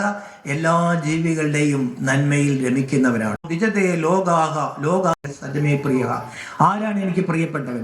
നമുക്ക് ഈശ്വരന് പ്രിയപ്പെട്ടവരാകണമെങ്കിൽ, നമുക്ക് സത്യത്തിന് പ്രിയപ്പെട്ടവരാകണമെങ്കിൽ ഒറ്റ വഴിയുള്ളൂ, ജീവിതത്തിൽ ധർമ്മം പിടിക്കുക. നമ്മൾ 24 മണിക്കൂർ നമ്മൾ അമ്പലത്തിൽ പോയി, 24 മണിക്കൂർ നമ്മൾ വീട്ടിലിരുന്ന് നാമം ജപിച്ചു, നമ്മൾ 18 അധ്യായവും ഗീതയുടെ കാണാപ്പാഠം പഠിച്ചു, നത്തിങ്, ഒന്നും കിട്ടത്തില്ല. ജീവിതത്തിൽ ധർമ്മം ആചരിക്കണം. ഇതാരെ കൊണ്ട് സാധിക്കും? ആരെ രക്ഷിക്കാൻ ഭഗവാൻ വരും? പരിത്രാണായ സാധൂനം. സാധുക്കളായ മനുഷ്യരെ, അവർക്ക് മാത്രമേ. ബാക്കിയുള്ളവർ വെട്ടുകുത്തുമായിട്ട് നടക്കുകയാണെന്ന് നമ്മളെപ്പോലെ കുറച്ച് സാധാരണ ഭക്തർ മാത്രമേ ഭഗവാന്റെ ജ്ഞാനത്തിലേക്ക് വരുള്ളൂ. അതുകൊണ്ട് സാധാരണക്കാരെ അസാധാരണക്കാരനാക്കാൻ വേണ്ടി ഭഗവാൻ ഒരു കാലഘട്ടത്തിൽ കൊടുത്ത അറിവാണ് വ്യാസമഹർഷി 18 അധ്യായമായി ക്രോഡീകരിച്ചത്. സ്വാമി വിവേകാനന്ദൻ പറയാണ്, ഒരു യുദ്ധക്കളത്തിലെ 2 വ്യക്തികൾ തമ്മിൽ ആത്മാവ്, പരമാത്മാവ്, പ്രകൃതി, രാജയോഗം, കർമ്മയോഗം, ഭക്തിയോഗം, മുക്തി, മോക്ഷം, ഈ വിഷയത്തെക്കുറിച്ച് യുദ്ധക്കളത്തിലിരുന്ന് 2 പേര് സംസ്കൃത ശ്ലോകം ചൊല്ലി സംസാരിച്ചു വന്നു. ബുദ്ധൻ ഒരു ദിവസമാണ് പഠിപ്പിച്ചത്, ക്രിസ്തു ഒരു ദിവസം പഠിപ്പിച്ചതാണ് ബൈബിളിൽ. ഒരു കാലഘട്ടത്തിൽ നമ്മളെ പോലുള്ള സാധാരണക്കാരെ ഉയർത്തിയെടുക്കാൻ ഭാരതത്തിൽ ആദിയിൽ ഉണ്ടായിരുന്ന ആ ദേവതാധർമ്മത്തെ, ആ വിഷ്ണുധർമ്മത്തെ ഉദ്ധരിച്ചെടുക്കാൻ വേണ്ടി, നരനെ നാരായണനാക്കാൻ വേണ്ടി, നരകത്തെ സ്വർഗമാക്കാൻ വേണ്ടി, പതിതരെ പാവനമാക്കാൻ വേണ്ടി ആര് പഠിപ്പിച്ചു? പതീത പാവനനും നരകവൈര്യവുമായ ഭഗവാൻ സത്യം എന്താണ്, ധർമ്മം എന്താണെന്ന് പഠിപ്പിച്ചു. അത് പിന്നീട് വ്യാസമഹർഷി ദ്വാപരത്തിൽ ക്രോഡീകരിച്ച് കലിയുഗത്തിന്റെ അവസാനം വരെ നമുക്കൊരു വിളക്കായിട്ടിരിക്കാൻ വേണ്ടി എഴുതി തന്നത്. ഇപ്പം നമ്മൾ ആ വിളക്ക് പോലും കടത്തി കളഞ്ഞല്ലേ. അപ്പോൾ അതിൽ പറയാണ്, ലോകത്തിന് അസ്വസ്ഥത കൊടുക്കാതെ, ലോകരാൽ അസ്വസ്ഥമാകാതെ ആര് ജീവിക്കുന്നു അവനാണ് എനിക്ക് പ്രിയപ്പെട്ടവൻ. ഒരാൾ നമ്മുടെ വീട്ടിലേക്ക് കയറി വരാണ്, നമ്മൾ അത്യാവശ്യമായിട്ട് എവിടെ പോകാൻ നിൽക്കാണ്. അപ്പോൾ നമ്മുടെ മനസ്സിലൊരു സങ്കല്പം വന്നു, കയറി വരുന്നുണ്ട്. പറഞ്ഞില്ല, പറഞ്ഞത് എന്താണ്? അയ്യോ എത്ര ദിവസമായി വന്നിട്ട്, കണ്ടിട്ട് കാലം കുറയല്ലോ, 4 ദിവസം താമസിച്ചിട്ടേ പോകാവൂ. വായു കൊണ്ട് പറഞ്ഞെങ്കിലും മനസ്സുകൊണ്ട് ഒരു അടി കൊടുത്തു. അവർ ശരിയാകില്ല എന്ന് നമ്മൾ പറയാറില്ല. ഈ അവർ ശരിയാകില്ല എന്ന് പറഞ്ഞാൽ മനസ്സുകൊണ്ട് കൊടുക്കുന്ന ഒരു അടിയാണ്. അപ്പോൾ ഗീത പറയാണ്, മനസ്സ വാച കർമ്മണ ലോകത്തിന് അസ്വസ്ഥത കൊടുക്കരുത്. അപ്പൊ ആരെങ്കിലും എന്നെ അസ്വസ്ഥമാക്കുകയാണെങ്കിലോ, എന്താണ് ഇങ്ങോട്ട് കയറി വന്നെന്ന് ചോദിച്ചാലോ, ഭാവമനത്തിന് തൻ്റെ ഇടം വേണം, അസ്വസ്ഥമാകരുത്. മറ്റുള്ളവർ അസ്വസ്ഥമാക്കുമ്പോൾ അസ്വസ്ഥമാകാതിരിക്കാനും മറ്റുള്ളവരെ അസ്വസ്ഥമാകാതിരിക്കുവാനും സദാ ഹർഷിതമായി ആനന്ദത്തോടുകൂടി ആയിരിക്കുന്നു, അവനാണ് എനിക്ക് പ്രിയപ്പെട്ടവൻ. അപ്പൊ ധർമ്മം എന്താണെന്ന് ചോദിച്ചിട്ടുണ്ടെങ്കിൽ നമുക്കൊരു മാനദണ്ഡമുണ്ട്, മറ്റുള്ളവരെ വേദനിപ്പിക്കരുത്. ഒരുവനു നല്ലതും അന്യനല്ലലും ചേർപ്പൊരു തൊഴിൽ, ആത്മവിരോധി ഓർത്തിടണം പരനു പരം പരിതാപമേകിടുന്നൊരു നരകാബ്ദിയിൽ വീണെരിഞ്ഞിടുന്നു. മലയാളമാണ്, പക്ഷേ സംസ്കൃതത്തെക്കാളും ടഫാണ്. ഒരുവന് നല്ലത് മറ്റുള്ളവർക്ക് ദുഃഖമായി വരരുത്. അപ്പോൾ ഈ ശിവസന്നിധിയിലിരുന്ന്, ഇതൊരു ശിവക്ഷേത്രമാണ്, ഈ ശിവസന്നിധിയിലിരുന്ന് ധർമ്മം ലോകത്ത് സ്ഥാപിക്കാൻ വേണ്ടി നമ്മളൊരു ചെറിയ സംഭാവന, ഒരു ചെറിയ സഹായം ഈശ്വരന് കൊടുക്കാൻ പോകാണ്.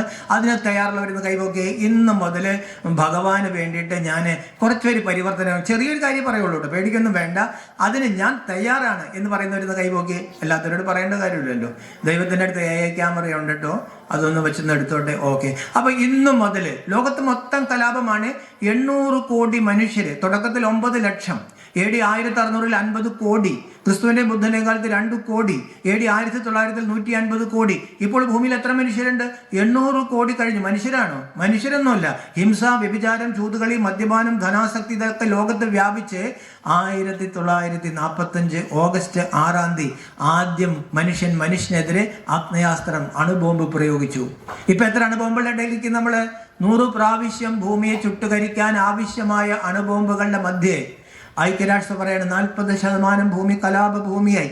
കഴിഞ്ഞ ആഴ്ച നമ്മൾ പേപ്പറിൽ വായിച്ചു, ഏതോ ആഫ്രിക്കൻ രാജ്യത്ത് 3000 സ്ത്രീകളെ ബലാത്സംഗം ചെയ്ത് കൊന്നുകളഞ്ഞു, ജയിലൊക്കെ പൊളിച്ചിട്ട് കൊന്നുകളഞ്ഞു. ശവം കുമ്പിൽ കൂടി കിടക്കാണ്. ഐക്യരാഷ്ട്രം പറയാണ് 40% ശവക്കൂമ്പാരമായി കഴിഞ്ഞു. അവർ ലജ്ജാകരമായൊരു കണക്ക് പറയുന്നത് എന്താണെന്നറിയാമോ? വാർ കൗൺസിൽ ഈ കലാപങ്ങളുടെ 80% ഡയറക്റ്റ് ഓർ ഇൻഡയറക്റ്റ് ദൈവത്തിന്റെ പേരിലാണ്. God is one, God is love. ഏകം സദ്വിപ്രാ ബഹുധാ വദന്തി. ഭാരതം പറഞ്ഞു ദൈവം ഒരാളുള്ളൂ. ആ ദൈവത്തിന്റെ പേരിലാണ് ഭൂമിയിൽ 80% കലാപം.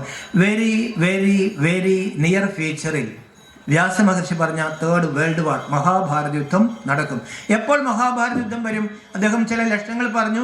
ഒന്ന്, വീടുകൾ മഹാഭാരതമായി തരും. വീടുകളിൽ കലഹം വരും. മിക്കവാറും വീടൊക്കെ 2 നിലയ്ക്ക് വെച്ചിരിക്കുക. കാര്യം എന്താ? എൻ്റെ വീട്ടിൽ 16 പേരുണ്ടായിരുന്നു. എനിക്ക് ഇതൊക്കെ അറിയും. ഇതെൻ്റെ സഹോദരിയാണ്. 16 പേരുണ്ടായിരുന്നു എൻ്റെ വീട്ടിൽ. ഒറ്റ നില വീടാണ്. ഇപ്പം എങ്ങനെ നാം 2 നമുക്ക് 2 കട്ട് ചെയ്ത് ഒന്നാക്കി. മിക്കവാറും വീടുകളുടെ ആകെ. പിന്നെ എന്തിനാ 2 നില വെച്ചിരിക്കുന്നത്? ഭാര്യ താഴേക്ക് വരുമ്പോൾ ഭർത്താവ് മുകളിലേക്ക് പോകാറുണ്ട്. 2 പേരും തമ്മിൽ വലിയ വെണ്ടാട്ടമൊന്നുമില്ല. അയൽപക്കോട്ട് നമുക്ക് വല്ല ബന്ധമുണ്ടോ?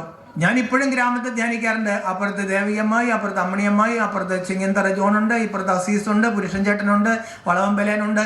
ഒരു ജാതിയില്ല, ഒരു മതമില്ല, എല്ലാവരും സ്വന്തമാണ്. മനസ്സത്രയും വലുതായിരുന്നു. ഇന്ന് അമ്പലപ്പുഴ ബ്രഹ്മകുമാരിസിന്റെ സെന്ററിൽ തൊട്ടപ്പുറത്ത്, എനിക്കറിയില്ല ആരാന്നുള്ളത്, കാര്യം അവിടെ വാടകയ്ക്ക് ഇടയ്ക്ക് ആദ്യം മാറാറുണ്ട്. കഴിഞ്ഞ പ്രാവശ്യം വന്നപ്പോൾ അവിടുത്തെ ഒരു അമ്മ പറഞ്ഞു, എന്തൊരു നാടാണ് ദൈവമേ, ആരും ഒന്നും അന്വേഷിക്കുന്നില്ലല്ലോ ഞങ്ങളിവിടെ വാടകയ്ക്ക് താമസിച്ചിട്ട്. എന്നിട്ട് ആ മോളെ വിളിച്ച് പറഞ്ഞു, മോളെ ഒരു മനുഷ്യനെ ഞാൻ കണ്ടു, അത് ഞാനാണ്, ഞാൻ പോയിട്ടൊന്ന് അന്വേഷിച്ചു, നിങ്ങൾ ആരാന്ന് അന്വേഷിച്ചു. അതിനപ്പുറത്തേക്ക് അന്വേഷിക്കാൻ പറ്റത്തില്ല. അപ്പൊ ബന്ധങ്ങളെല്ലാം ശിഥിലമായി. മനസ്സ് ചെറുതായവനെയാണ് ഭാരതത്തിൽ പറയുന്നത് അസുരൻ.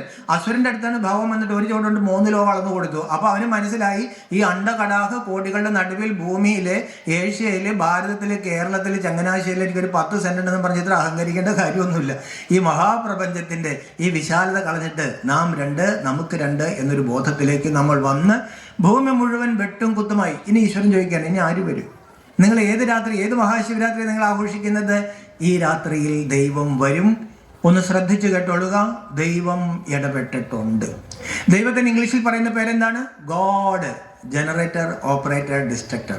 സംസ്കൃതത്തിൽ എന്ത് പറയും? ബ്രഹ്മാവിലൂടെ സൃഷ്ടി, അകാരം; വിഷ്ണുവിലൂടെ പാലന, ഉകാരം; ശങ്കരിലൂടെ സംഹാരം. അല്ലെ?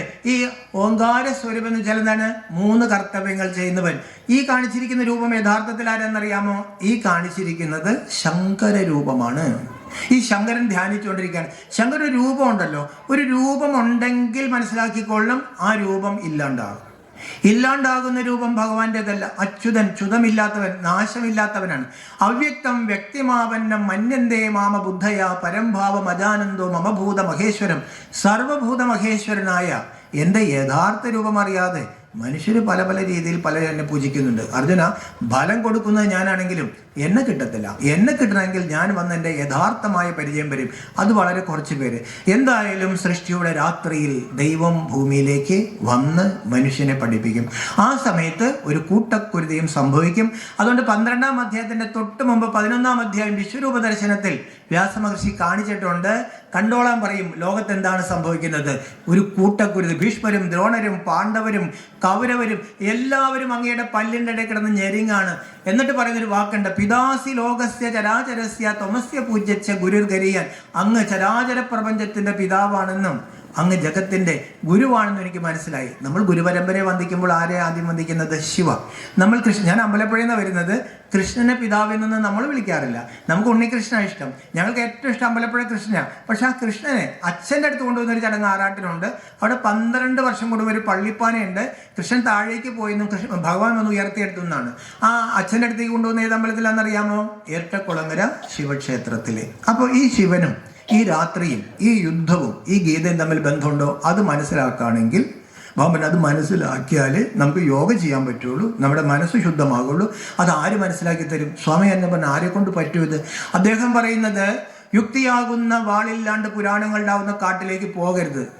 എന്തൊക്കെയാണ് എഴുതി വെച്ചിരിക്കുന്നത്? ഇതിലെല്ലാം കൈകടത്തലുണ്ടായിട്ടുണ്ട്. 10,000 ശ്ലോകങ്ങളെ മഹാഭാരതത്തിൽ ഉണ്ടായിരുന്നുള്ളൂ എന്ന് ചരിത്രകാരന്മാർ പറയുന്നു. ഇപ്പോൾ 1,24,000 ഉണ്ട്. അപ്പോൾ ഏതാ വ്യാസമഹർഷി എഴുതിയത്? ഇനി നമുക്കത് മനസ്സിലാവോ? വ്യാസമഹർഷിയുടെ ബുദ്ധി നമുക്കില്ല, ബുദ്ധി കെട്ടുപോയിരിക്കുകയാണ്. അപ്പോൾ ഈ ബുദ്ധിയെല്ലാം കെട്ടുപോയി മനുഷ്യനെല്ലാം വെറും പ്രാകൃതന്മാരെക്കാളും അപ്പുറമായി ശിവന്റെ മക്കളായി നമ്മൾ ശവബോധത്തിൽ. അതുകൊണ്ട് ഭാരതം പറയുന്ന ചൊടലയിലായിരിക്കും അവൻ വന്ന് ഉടുക്കുകൂട്ടുന്നത്. മുസ്ലിങ്ങൾ എന്ന് പറയും കബറിൽ നിന്നാണ് അവൻ നമ്മളെ ഉയർത്തിയെടുക്കുക. കബർ എന്ന് വെച്ചാൽ ശരീരമാണ്.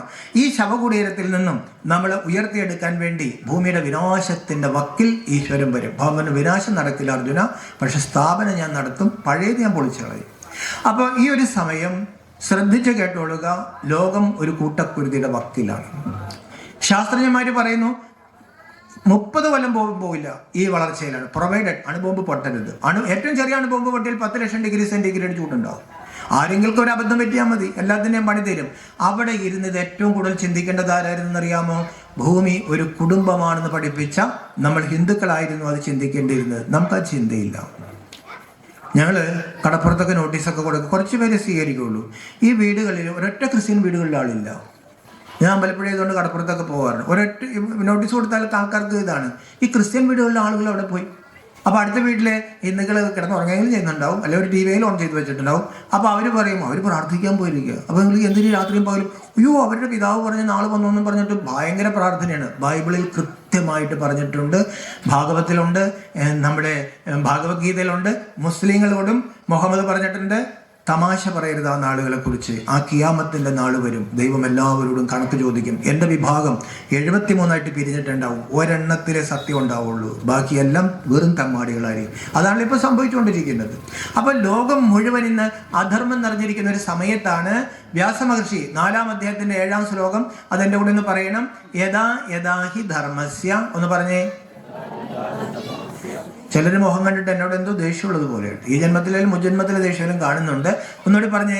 യഥാ യഥാ ഹി ധർമ്മസ്യ ഗ്ലാനിർഭവതി ഭാരത അഭ്യുത്ഥാനം അധർമ്മസ്യ തദാത്മാനം സൃജാമ്യഹം. ധർമ്മത്തിന് അതിനാശം സംഭവിക്കുമ്പോൾ സത്യയുഗത്തിൽ 100%, ത്രേതായത്തിൽ 75, ദ്വാപരത്തിൽ 50, പ്രവാചകന്മാർ വന്നും രാത്രിയിൽ നക്ഷത്രം വരും, പക്ഷേ നേരം വെളുപ്പിക്കാൻ പറ്റില്ല. കലിയുഗത്തിന്റെ അവസാനമാകും. ധർമ്മത്തിന് അതിഗ്ലാനി സംഭവിക്കുമ്പോൾ ഞാനൊന്ന് വരും. ആര് വന്നു എന്ന് 4-ാം അധ്യായത്തിന്റെ 6-ാം ശ്ലോകം. ഇതൊക്കെ നിങ്ങൾ വീട്ടിൽ ഗീതയൊക്കെ ഒന്ന് മറിച്ച് നോക്കണേ. എല്ലാത്തിൻ്റെ താഴെ മലയാളമൊക്കെ ഉണ്ടാവുമല്ലോ, അപ്പൊ മനസ്സിലാകും. അജോബിസൻ അവ്വയാത്മാ ഭൂതാനാം ഈശ്വരോബിസൻ പ്രകൃതിം സ്വാം അധിഷ്ഠായ സംഭവയാമാത്മ. അമ്മയുടെ ഗർഭത്തിൽ പറക്കാത്ത ലോകമഹേഷൻ. ഖുറാനിലെ ഒരു 4 വരിയുണ്ട്. എനിക്ക് 4 വരി അറിയാം. ഞാൻ വലിയ പണ്ഡിതനൊന്നുമില്ല കേട്ടോ, നിങ്ങൾ പേടിച്ചു പോകരുത്. ഇങ്ങനെ കുറെ പഠിച്ചു വെച്ചിട്ടൊന്നും ഒന്നുമില്ല. വളരെ കുറച്ച് കാര്യങ്ങൾ ഈ ബ്രഹ്മകുമാരിസിൽ ദൈവമാരാണ് എന്നറിയാതെ ഭ്രാന്ത് പിടിച്ച് സ്വാമി വിവേകാനന്ദനൊക്കെ ഉള്ളത് കൊണ്ടാണ് മതം മാറി പോകാതിരുന്നത്. പെന്തക്കോസ്തുകാർ വന്ന് വീട്ടിൽ വന്ന് ചോദിക്കും, നിങ്ങൾ എന്തിനാണ് ഈ അമ്മിപ്പിള്ള വെച്ച് പൂജിക്കുന്നത്? എന്തോരം ദൈവങ്ങളാണ്, എല്ലാം വെട്ടും കുത്തും കോടാലിയിട്ട് നടക്കാലെന്നൊക്കെ പറയുമ്പോൾ ഭഗവാനെ കൃഷ്ണനും സ്വാമി വിവേകാനന്ദനൊക്കെ അടുത്ത് പോയി ഇങ്ങനെയൊക്കെ ഇരുന്ന് എന്നാലും ചിന്തിച്ച് ഏതാണ്ട് വട്ട് പിടിക്കുന്ന ഒരു അവസ്ഥയായി. വട്ട് പിടിച്ചാൽ നമുക്കറിയില്ല, കൺഫ്യൂഷൻ വന്നാൽ അതില്ലാണ്ടാക്കാൻ വേണ്ടി ഇത്തിരി സ്മോളൊക്കെ കഴിച്ച് ഇതൊക്കെ അറിയാം. അങ്ങനെയൊക്കെ നടക്കുന്ന സമയത്താണ് ഒരു നോട്ടീസ് കിട്ടിയത്, ബ്രഹ്മകുമാരീസ്. കുറച്ച് സ്വാമിയാനന്ദ പുസ്തകമൊക്കെ വായിച്ചിട്ടുണ്ടായിരുന്നു. ബ്രഹ്മത്തിന് കുമാരിയോ? ഒരു പുച്ഛഭാവത്തോടുകൂടി അവിടെ പോയി, ബ്രഹ്മത്തിന് കുമാരിയായോ? ഈ പെണ്ണുങ്ങളാണ് എന്നെ പഠിപ്പിക്കാൻ വന്നിരിക്കുന്നത് എന്ന് വിചാരിച്ച് അവിടെ പോയപ്പോൾ അവരൊന്ന് ഇരുത്തിയിട്ട് ഒരു പുസ്തകം പറഞ്ഞു. ഒരു ഗീതയിൽ ഒന്നുമില്ല. ബോംബെയിൽ നിന്ന് വന്ന അമ്മമാര് കുറച്ച് കാര്യങ്ങൾ ഇങ്ങനെ പറഞ്ഞു വന്നപ്പോഴാണ് വെളിവായത്. എൻ്റെ ദൈവം, ഇങ്ങനെയൊക്കെയാണ് കാര്യങ്ങളുടെ കിടപ്പ്. ഇതാണ് നമ്മുടെ കൃഷ്ണൻ, ഇതാണ് നമ്മുടെ ശിവലിംഗം, ഇതാണ് നമ്മുടെ ഗീത. ഇതറിഞ്ഞിട്ടാണ് നമ്മൾ തലവുമ്പിട്ട് നടക്കുന്നത്. അപ്പോൾ ഒന്ന് പതുക്കെ തല നിവർന്ന് ഈശ്വരൻ പറഞ്ഞു പതുക്കെ ആ മനസ്സൊന്ന് ശരിയാക്കി ഇവിടെ എടുത്താൽ ബാക്കി നമുക്ക് ശരിയാക്കാം. ആ അറിഞ്ഞ കാര്യങ്ങൾ സാധിക്കുന്നിടത്തോളം വേദികളിലും പറ്റുന്നിടത്തും, ഞാൻ ഇപ്പോൾ തൃശ്ശൂരിൽ നിന്ന് വരുന്നത്, കണ്ടമാനം അമ്പലങ്ങളിൽ ഞങ്ങൾ പോകുന്നുണ്ട്. ഇതുപോലെ ആധ്യാത്മിക കാര്യങ്ങൾ പറഞ്ഞു നടക്കുന്ന ഒരു പ്രസ്ഥാനം ഉണ്ടാവില്ല. വെറും സാധാരണക്കാരായ നമ്മളെപ്പോലെ ഈശ്വരൻ പറയുന്നു, ഒന്ന് ഉയർന്നു പോവാം. ഈ ഭാരതത്തെ, ഈ ധർമ്മത്തെ ഉയർത്തണമെങ്കിൽ സാധാരണക്കാർ പതുക്കെ ഉയരണം. എങ്ങനെ ഉയരും? ആധ്യാത്മികമായ അറിവ് കൊണ്ട്. അതുകൊണ്ട് അമ്മയുടെ ഗർഭത്തിൽ പറക്കാത്ത ലോകമഹേശ്വരൻ. ആരാണ് ഈ അമ്മയുടെ ഗർഭത്തിൽ പറക്കാത്ത? അപ്പൊ ഞാൻ ഈ മുസ്ലിങ്ങളെ കണ്ട് ഞാൻ സംവാദത്തിനൊന്നും പോയില്ല, അതിനുള്ള അറിവുമില്ല, താല്പര്യവുമില്ല. അപ്പൊ ഞാൻ ഈ ഇടയ്ക്ക് ആലപ്പുഴ സമസ്തയുടെ ജനറൽ സെക്രട്ടറി കണ്ടപ്പോൾ എനിക്കൊരു 4 പേര് അറിയാം. ഏത് സ്കൂളിൽ, ഞാൻ സ്കൂളുകളിൽ ക്ലാസ് എടുക്കാൻ പോകാറുണ്ട്, ഇതൊക്കെ തന്നെ എടുക്കാറുള്ളൂ. അപ്പോൾ മുസ്ലിം കുട്ടികളോട് ചോദിക്കാറുണ്ട്, ഒരു വരി ചൊല്ലിയാൽ മതി, ഗുൽ ഹുവല്ലഹു അഹദ്. എല്ലാ കുട്ടികളും അടുത്ത 3 കാര്യം ഖുൽ ഹുവല്ലഹു അഹദ് അല്ലാഹു സമദ് ലം യലിദ് വലം യൂലദ് വലം യകുൻ ലഹു കുഫുവൻ അഹദ്. മനോഹരമാണ്. പറയുക അവൻ ഏകനാണ്, അവന് തുല്യനായിട്ട് അവന് താരതമ്യമായിട്ട് പ്രപഞ്ചത്തിൽ ആരുമില്ല, അവനാരെയും ജനിപ്പിച്ചിട്ടില്ല, അവനെ ആരും ജനിപ്പിച്ചിട്ടില്ല. അപ്പോൾ കുറച്ച് ഗീതയൊക്കെ വായിച്ചപ്പോൾ ഞാൻ ഈ സമസ്തയുടെ സെക്രട്ടറിയോട് പറഞ്ഞു, ഇത് ഭാരതത്തിൽ നിന്ന് പോയതാണ്, ഇത് ഭഗവത്ഗീതയിലുണ്ട്. അപ്പോൾ അദ്ദേഹം പറഞ്ഞു, വെറുതെ ഇരിക്കുക, നിങ്ങൾക്ക് കുറേ ദൈവങ്ങൾ കുറേ വെട്ടും കുത്തുമല്ലേ, ഞങ്ങൾക്കാണ് ഏക ദൈവം. ഞാൻ പറഞ്ഞു, അല്ല, ഇത് ഭാരതത്തിൽ നിന്ന് പോയതാണ്. നിങ്ങൾ മക്കേശ്വരൻ എന്ന് പറയുന്ന ആളെ ഞങ്ങൾ മഹേശ്വര എന്ന് പറയാറുണ്ട്. നിങ്ങൾ അവിടെ ഒരു അജ്റുൽ അസ്വദ് കല്ല് വയ്ക്കുന്നുണ്ടല്ലോ, അതാണ് ഞങ്ങൾ ഈ പുണ്യകല്ലെന്ന് പറഞ്ഞിട്ട് ഞങ്ങൾ ശിവലിംഗം വെച്ച് പൂജിക്കുന്നത്. അത് ഗീതയിൽ അവിടെ കിടപ്പുണ്ട്, ഗീതയിലുണ്ട്. യോ മാമജമനാദിം ചവേത്തി ലോക മഹേശ്വരം അസമ്മൂഢ സമർത്ഥേഷു സർവഭാവൈ പ്രമുച്യതേ.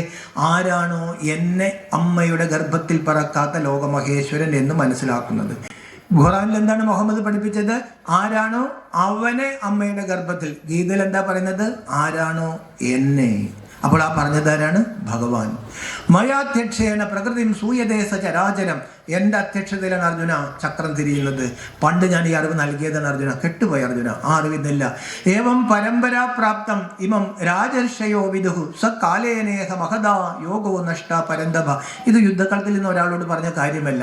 വ്യാസമഹർഷി എഴുതിയതാണ്. 5000 കൊല്ലങ്ങൾക്ക് മുമ്പ് കഴിഞ്ഞ മഹാഭാരത യുദ്ധ സമയത്ത് നരനെ നാരായണനാക്കാനും നാരിയെ ലക്ഷ്മിയാക്കാനും മനുഷ്യന് ദേവതയാക്കാനും വേണ്ടി ഞാൻ അറിവ് കൊടുത്തിരുന്നു. ആ അറിവിന്ന് പോയി. മനുഷ്യരിന്ന് യോഗയുക്തരല്ല, അവരുടെ മനസ്സ് ഞാനുമായിട്ട് ചേർന്നിട്ടില്ല. അങ്ങനെ അറിവ് കൊണ്ട് മനസ്സിനെ ശുദ്ധീകരിച്ച് നമ്മുടെ മനസ്സിനെ ഭഗവാനുമായിട്ട് ചേർത്ത് നമ്മുടെ മനസ്സിനെ ശുദ്ധീകരിച്ച് നമ്മുടെ കർമ്മങ്ങൾ ശ്രേഷ്ഠമാക്കി. ഈ കർമ്മശ്രേഷ്ഠത്തെ ശ്രേഷ്ഠമാക്കാൻ വേണ്ടി ആര് വന്നു? അമ്മയുടെ ഗർഭത്തിൽ പറക്കാത്തവൻ. ഗീതയിൽ സുലഭമായിട്ട് കാണാൻ പറ്റും. ഗീതയിൽ 35 പേര് ഭഗവാന്റെ ഉണ്ട്, 21 പേര് മനുഷ്യന്റെ അർജുനന്റെ ഉണ്ട്. അതിൽ നിന്ന് മനസ്സിലാക്കിയപ്പോഴും ദൈവവും മനുഷ്യനും തമ്മിൽ അവിടെ ഒന്ന് സംസാരിച്ചു. അതുവരെ ആര് സംസാരിച്ചു? ഋഷികള്, മുനികള്, മഹാത്മാക്കള്, പ്രവാചകന്മാർ. പക്ഷെ ലോകത്തിന്റെ അവസ്ഥ എന്താ? ലോകം താണു കിടക്കാണ്. ഈശ്വരൻ പറയാണ്, അർജുന, വേദവാദരഥന്മാർക്ക് കുറെ പുസ്തകം വായിച്ചിട്ടുണ്ടെന്ന് ആർക്കും യോഗിയാകാൻ പറ്റത്തില്ല. ഞാൻ നിനക്ക് സത്യം പറഞ്ഞു തരാം. ആ സത്യം നമ്മൾ ഈ ശിവലിംഗത്തിൽ നിന്ന് മനസ്സിലാക്കിക്കൊള്ളണം. ആരെയാണ് ഹിന്ദുക്കള് ഓവലാകൃതിയിൽ ഒരു കല്ല് വെച്ച് പൂജിക്കുന്നത്? ശിവ ജ്യോതിർ ലിംഗം. ലിംഗം എന്ന് പറഞ്ഞാൽ വാക്കിന്റെ അർത്ഥം അടയാളം. ശിവ ജ്യോതിയുടെ അടയാളം. നമ്മൾ 2 വാക്ക് ശിവന്റെ കൂടെ മാത്രമേ ചേർക്കാറുള്ളൂ. സദാശിവ, പരമശിവ. പരമരാമ, പരമകൃഷ്ണ എന്ന് പറയില്ല. സദാ ലോകത്തിന് നന്മ ചെയ്യുന്ന ഒരു പ്രകാശം ഈ പ്രപഞ്ചത്തിൽ ഉണ്ട്. നമ്മൾ എന്ത് പ്രയാസം വന്നാലും എൻ്റെ ദൈവമേ ഇതൊക്കെ നേരിടാനുള്ള ശക്തി എനിക്ക് തരണേ. നമ്മുടെ കുട്ടികൾ വല്ല കഞ്ചാവ് അടിക്കണമെന്നൊക്കെ നമുക്കൊരു തോന്നൽ വരാണെങ്കിൽ നമ്മൾ പറയും, എൻ്റെ ദൈവമേ അവന് നല്ല ബുദ്ധി കൊടുക്കണേ, ദൈവമേ എനിക്കിതിന് സമാധാനം നൽകണം. നമ്മൾ എല്ലാ ഭക്തരും ഗോഡ് ഫാദർന്നോ ദൈവമെന്നോ ജഗത് പിതാവെന്നോ എന്ത് വിളിച്ചാലും ലോകത്തിലെ സകലരും ഒരാളെ വിളിക്കുന്നുണ്ട്. അതെന്തുകൊണ്ടാണെന്നറിയാമോ? ആ ആള് എല്ലാവർക്കും എല്ലാം നിരന്തരം കൊടുത്തുകൊണ്ടിരിക്കുക, സദാ മംഗളകാരി. അതുകൊണ്ട് ദൈവത്തെ പേടിക്കേണ്ട, ദൈവത്തെ കണ്ണടച്ച് വിശ്വസിക്കാം. പക്ഷെ ഭക്തർക്കൊരു തെറ്റിദ്ധാരണ സംഭവിച്ചിട്ടുണ്ട്. നമ്മൾ ശിക്ഷിക്കും ദൈവം. എല്ലാ മതങ്ങളും, പ്രത്യേകിച്ച് ഹിന്ദുമതത്തിൽ അത്രയില്ലെങ്കിലും ഉണ്ട്. എല്ലാ മതങ്ങളും പറഞ്ഞു ദൈവം നമ്മൾ തെറ്റ് ചെയ്താൽ ശിക്ഷിക്കും. ഭഗവാൻ പറഞ്ഞു, ഞാൻ ആരെയും ശിക്ഷിക്കില്ല. പക്ഷെ എൻ്റെ അപ്പുറത്തൊരാൾ ഇരിപ്പുണ്ട്, ഒരു ധർമ്മരാജനുണ്ട്, അയാൾ പിടിക്കും. ഞാൻ ആരെയും ശിക്ഷിക്കാറില്ല, ഞാൻ എല്ലാവർക്കും കൊടുക്കാറുള്ളൂ. നമുക്ക് ദുഃഖം നൽകിയത് ദൈവമാണോ? എൻ്റെ അമ്മ വളരെ കിടപ്പിലായിരുന്നു. ആ അമ്മ പറയും, ഒരു എറുമ്പിനെ പോലെ ഞാൻ ദ്രോഹിച്ചിട്ടില്ലല്ലോ ദൈവമേ, എനിക്കിത് വന്നല്ലോ. കഴിഞ്ഞ മാസം ആലപ്പുഴ ബ്രഹ്മകുമാരിസിലെ 2 അമ്മമാർ വന്നു. 2 പേരുടെയും ദുഃഖം എന്നുള്ളൂ. ഏകപുത്രൻ സൂയിസൈഡ് ചെയ്തു. ചങ്ക് പൊട്ടി കരഞ്ഞിട്ടാണ് വന്നത്. അവർ പറച്ചിൽ എന്താണെന്നറിയാമോ? അവന്മാർക്ക് വേണ്ടി, എൻ്റെ മക്കൾക്ക് വേണ്ടിയിട്ടാണ് ദൈവത്തെ വിളിച്ചത്. ദൈവം ഇത് കാണിച്ചല്ലോ. ദൈവം കരയില്ല. ഈ ലോകം കരയുമ്പോൾ, അർജുനൻ കരഞ്ഞപ്പോൾ ദൈവം ചിരിച്ചു എന്ന വ്യാസമഹർഷി പറഞ്ഞ് 50,000 കുട്ടികൾ ദാസ്യയിൽ മരിച്ചു. കൊച്ചുകുട്ടികൾ. കുട്ടി എന്ത് തെറ്റ് ചെയ്തു? അല്ലേ? കുട്ടി എന്ത് തെറ്റ് ചെയ്തു? പരമകാരുണികനായ സർവശക്തനായ അല്ലാഹു 5 നേരം എപ്പോഴും നിസ്കരിക്കുന്നവരല്ലേ? ഈ സർവശക്തനൊന്നും തടുക്കാമായിരുന്നില്ലേ? പരമകാരുണ്യല്ലേ? കുറച്ച് കൃപ കാണിക്കായിരുന്നില്ലേ? എത്ര സ്ത്രീകൾ ഇവിടെ നശിപ്പിക്കപ്പെടുന്നു. എവിടെ ദൈവം? ബുദ്ധൻ പറഞ്ഞാൽ ഏത് ദൈവത്തെക്കുറിച്ച് നിങ്ങൾ പറയുന്നത്? നിങ്ങൾ കണ്ടിട്ടുണ്ടോ? നിങ്ങളുടെ അച്ഛൻ കണ്ടോ? ബുദ്ധൻ ദൈവത്തെ നിശ്ചയിച്ചത് അതുകൊണ്ടാണ്. പക്ഷെ ഗീതയിലൊരു വാക്കുണ്ട്, ന കർത്തൃത്വം ന കർമാണി ലോകസ്യ സൃജതി പ്രഭു ന കർമ്മഫല സംയോഗം സ്വഭാവസ്തു പ്രവർത്തതേ. അർജുന, ഞാൻ കർമ്മമൊന്നും കൊടുത്തിട്ടില്ല. ഈ വെട്ടും കുത്തും കൊട്ടേഷൻ സംഘവും തീവ്രവാദമൊന്നും ഞാൻ പറഞ്ഞ കാര്യമല്ല. അവനത് മുജ്ജന്മത്തിൽ ചെയ്തിട്ട് അവനിപ്പോൾ ഒരു കുട്ടിയായിട്ട് പറക്കുന്നു. അവൻ ചെയ്ത കർമ്മത്തിനെ അവൻ അനുഭവിക്കുള്ളൂ. ഞാനതിൽ ഇടപെടില്ല അർജുന. അതുകൊണ്ട് നമ്മൾ ഈ ഗീതയുടെ ഒരു ഫിലോസഫി, ഭഗവാൻ നമ്മളെ പഠിപ്പിക്കുന്ന തത്വചിന്ത മനസ്സിലാക്കിക്കൊള്ളണം. നിരപരാധി ശിക്ഷിക്കപ്പെടില്ല. അപരാധിക്ക് തക്ക ശിക്ഷ കിട്ടും. ഒരു ഈശ്വരന് റെക്കമെൻഡേഷൻ പോയിട്ട് കാര്യമില്ല. ഈശ്വരൻ പറയാണ്, ഞാൻ പക്ഷപാതിയല്ല, ഞാനിതിൽ ഇടപെടില്ല.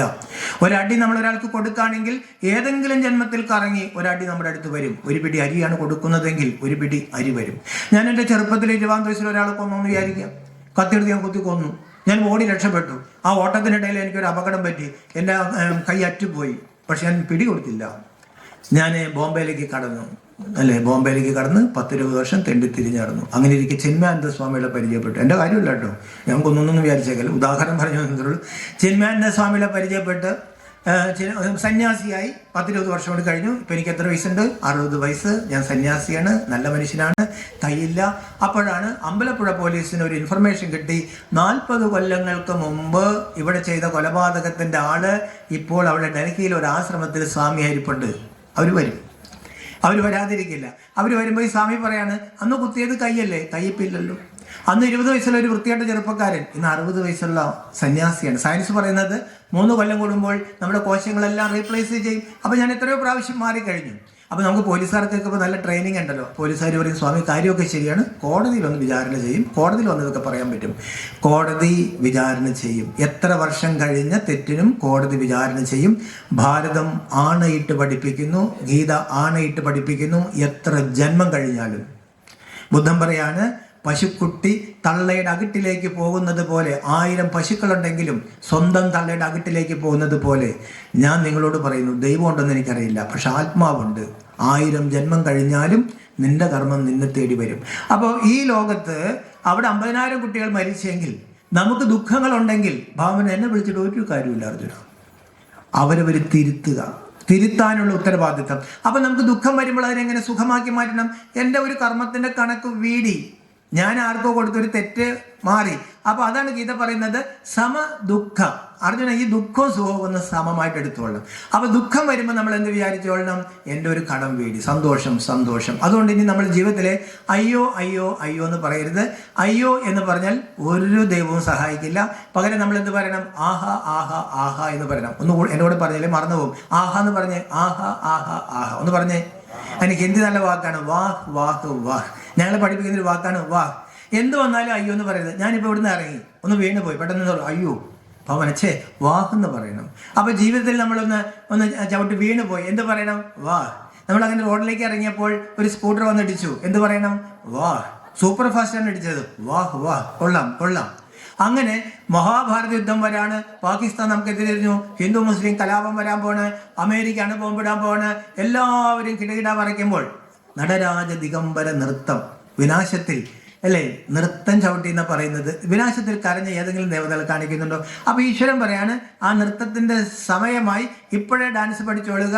അപ്പോൾ ജീവിതത്തിൽ എന്ത് പ്രശ്നം വന്നാലും നമ്മൾ എന്ത് പറയണം? വാഹ് വാഹ് വാഹ്. അയ്യോ അയ്യോ അയ്യോ എന്നുള്ള വാക്ക് മാറ്റിക്കളയണം. വീട്ടിലിരുന്ന് പറയുന്നൊരു കാര്യമാണ്, ശരിയാവില്ല ശരിയാവില്ല ശരിയാവില്ല. ഈശ്വരൻ പറയണേ, എന്നിട്ട് പലതും ശരിയായോ? ഇനിയെങ്കിലും ഒന്ന് പറയണം, എല്ലാം ശരിയാകും ഒന്ന് പറഞ്ഞേ. അതിനെ പേടിച്ചിട്ടാണ് പറയുന്നത്. എല്ലാം ശരിയാകും, ധൈര്യമായിട്ട് പറയും. അർജുനൻ പറഞ്ഞു, ഭീഷ്മരൻ ദ്രോണരാണ് അപ്പുറത്ത് നിൽക്കുന്നത്. ഭാവൻ പറഞ്ഞു, ഞാനിപ്പുറത്ത് നിൽപ്പില്ലേ അല്ലേ? ഞാൻ കാറ്റത്തെ മേഘം പോലെ ചെതറിപ്പോയാലോ? 6-ാം അധ്യായത്തിലൊരു ചോദ്യം. ഞാൻ കാറ്റത്തെ മേഘം പോലെ, അങ്ങ് പറയുന്നത് പോലെ യസ്മാനോ ദിജതലോക, ആരോടും മക്കട്ട് വരാണ്ട് ഞാനിങ്ങനെ നടക്കുകയാണെങ്കിൽ അപ്പോൾ ഞാൻ ചെതറിപ്പോകില്ല. എന്തൊരു മനോഹരമായ ചോദ്യം. കാറ്റത്തെ മേഘം പോലെ ഞാൻ ചെതറിപ്പോകില്ലേ? അപ്പോൾ ഗീതയിൽ ഭഗവാൻ പറയുന്നൊരു വാക്ക് നമ്മൾ വീട്ടിൽ എഴുതി വെച്ചോളണം. പാർത്ഥ നൈവേഹ നാമുത്ര വിനാശസ്ത്യസ്യ വിദ്യതേ നഹി കല്യാണകൃത്തച്ഛിദുർഗതിൻ താതകച്ചതി. എൻ്റെ കുഞ്ഞെ, നന്മ ചെയ്യുന്നവന് ഇഹത്തിലും പരത്തിലും ദോഷം വരില്ല. നീ ധർമ്മത്തെ മുറുകെ പിടിച്ചോ, ഞാനുണ്ട്, അല്ലെങ്കിൽ ഞാൻ ഉണ്ടാവില്ല. ഞാൻ നിന്റെ ആ രഥത്തിൽ നിന്ന് ഇറങ്ങും അല്ലേ? ഈശ്വരനെ നമ്മുടെ സാരഥി ആക്കണമെങ്കിൽ ഈശ്വരൻ പറയണം, ധർമ്മത്തെ മുറുകെ പിടിക്കണം. ധർമ്മം എന്താണ്? ആരെയും ഞാൻ വേദനിപ്പിക്കില്ല. അതുകൊണ്ട് നമ്മൾ എപ്പോഴും എന്ത് പറയണമെന്ന് അറിയാം? പ്രശ്നം രൂക്ഷമാകുമ്പോൾ എന്ത് പറയണം? അയ്യോ എന്നും പറയരുത്. എൻ്റെ കൂടെ ഈശ്വരനുണ്ട് ഒന്ന് പറഞ്ഞേ. ഈശ്വരൻ അതാണെന്ന് തോന്നുന്നു, ഇത്ര ദയനീയമായിട്ടാണ് പറയുന്നത്. എൻ്റെ കൂടെ ഈശ്വരനുണ്ട്, എനിക്ക് നല്ലതേ വരൂ. പറഞ്ഞേ, എനിക്ക് നല്ലതേ വരൂ. അപ്പൊ എന്ത് പ്രശ്നം? ആൾക്കാർ നമ്മളെ കുറിച്ച് വളരെ മോശം പറഞ്ഞുകൊണ്ട് നടക്കുന്നു. നമ്മൾ എന്ത് പറയണം? വാഹ്. വീട്ടിൽ ചെന്നപ്പോൾ വീട്ടുകാർക്ക് വഴക്കുണ്ടാക്കി, എന്താണ് ഇത്ര വൈകിയത്? വാഹ് അല്ലേ? എനിക്ക് നല്ലതേ വരൂ, എനിക്ക് നല്ലതേ വരൂ. ഭഗവാൻ എൻ്റെ കൂടെ ഉണ്ട്. ഒരു വാക്കുകൂടി പറഞ്ഞോളണം, ഞാൻ നല്ലതേ ചെയ്യൂ, ഞാൻ നല്ലതേ ചെയ്യൂ, ഞാൻ നല്ലതേ ചെയ്യൂ. ഭഗവാൻ ഒന്നും പേടിക്കാതിരിക്കുക. ഈ കലിയുഗത്തിൽ ഭയപ്പെടാതിരിക്കാൻ ഭക്തി മാത്രം പോരാ. ഭഗവാൻ പറഞ്ഞു ഗീതയുടെ യുക്തിയും കൂടി ഉപയോഗിച്ചോളണം. അപ്പോൾ ആര് വരുന്ന പറഞ്ഞത്? ആ കൂട്ടക്കുരുതി മധ്യത്തിൽ ദൈവം ഭൂമിയിലേക്ക് വരും, ചിരിച്ചുകൊണ്ട് വരും. മനുഷ്യനെല്ലാവരും കരയാണ്. അതാണ് 1-ാം അധ്യായത്തിൽ കാണിച്ചിരിക്കുന്നത്. എന്താണ്? അർജുന വിഷാദ യോഗം. സമയം എന്തായി? 8:05. എന്ത് പറഞ്ഞു എന്ന് പറഞ്ഞാലും കൂടുതൽ പറഞ്ഞാൽ എനിക്കറിയാം അല്ലേ? അധിക പ്രസംഗിന്ന് നിങ്ങൾ പറഞ്ഞില്ലെങ്കിലും നിങ്ങൾ മനസ്സുകൊണ്ട് എനിക്കൊരു അനുഗ്രഹം കിട്ടാൻ വേണ്ടിയിട്ടൊക്കെ ചെയ്യുന്നത്. ശപിക്കുന്നാലും ഞാൻ ഒരു 10 മിനിറ്റ് എടുത്തോട്ടെ, കുഴപ്പമില്ലല്ലോ അല്ലേ? അപ്പോൾ ഈ കൂട്ടക്കുരുതിയിൽ ആര് വരും? അമ്മയുടെ ഗർഭത്തിൽ പിറക്കാത്തവൻ വരും. അമ്മയുടെ ഗർഭത്തിൽ പിറക്കാത്തവൻ്റെ ഒരു പേരാണ് കൃഷ്ണ. എല്ലാവരെയും ആകർഷിച്ച് ബ്രഹ്മത്തിൽ കൊണ്ടുപോകുന്നവൻ. രാമേശ്വര, രാമന്റെ ഈശ്വര. ഗോപേശ്വര, കൃഷ്ണന്റെ ഈശ്വര. ദേവാദിദേവ, ദേവതകളുടെ ദൈവം. പതിത പാവനൻ, നരകവൈരി, പാപകടേശ്വരൻ, മുക്തേശ്വരൻ, വിശ്വേശ്വരൻ, പൂർണേശ്വരൻ, ത്രംബകേശ്വരൻ, മഹാകാലേശ്വരൻ, ഓങ്കാരേശ്വരൻ, സോമനാഥൻ, വടക്കനാഥൻ, പശുപതിനാഥൻ. ഈ നാഥ ഈശ്വര എന്ന് പറഞ്ഞ ഹിന്ദു ആരെ വെച്ച് പൂജിക്കുന്നത്? അമ്മയുടെ ഗർഭത്തിൽ പിറക്കാത്ത പരമജ്യോതി. അവൻ അമ്മയുടെ ഗർഭത്തിൽ പിറക്കില്ല, പിന്നെ എങ്ങനെ പൂജിക്കും? ജ്യോതിർലിംഗം. അവൻ ദുഃഖം നൽകില്ല, അവൻ സദാ കല്യാണക്കാരി. ഒരു ഋഷികളുടെയും മുനികളുടെയും പടം ഉണ്ടാവില്ല. അവരുടെ പ്രാർത്ഥന എന്തായിരുന്നു? അല്ലയോ പ്രകാശസ്വരൂപനായ ഭഗവാനെ, ഞങ്ങളുടെ ബുദ്ധിയെ കൂടി പ്രകാശിപ്പിക്കും.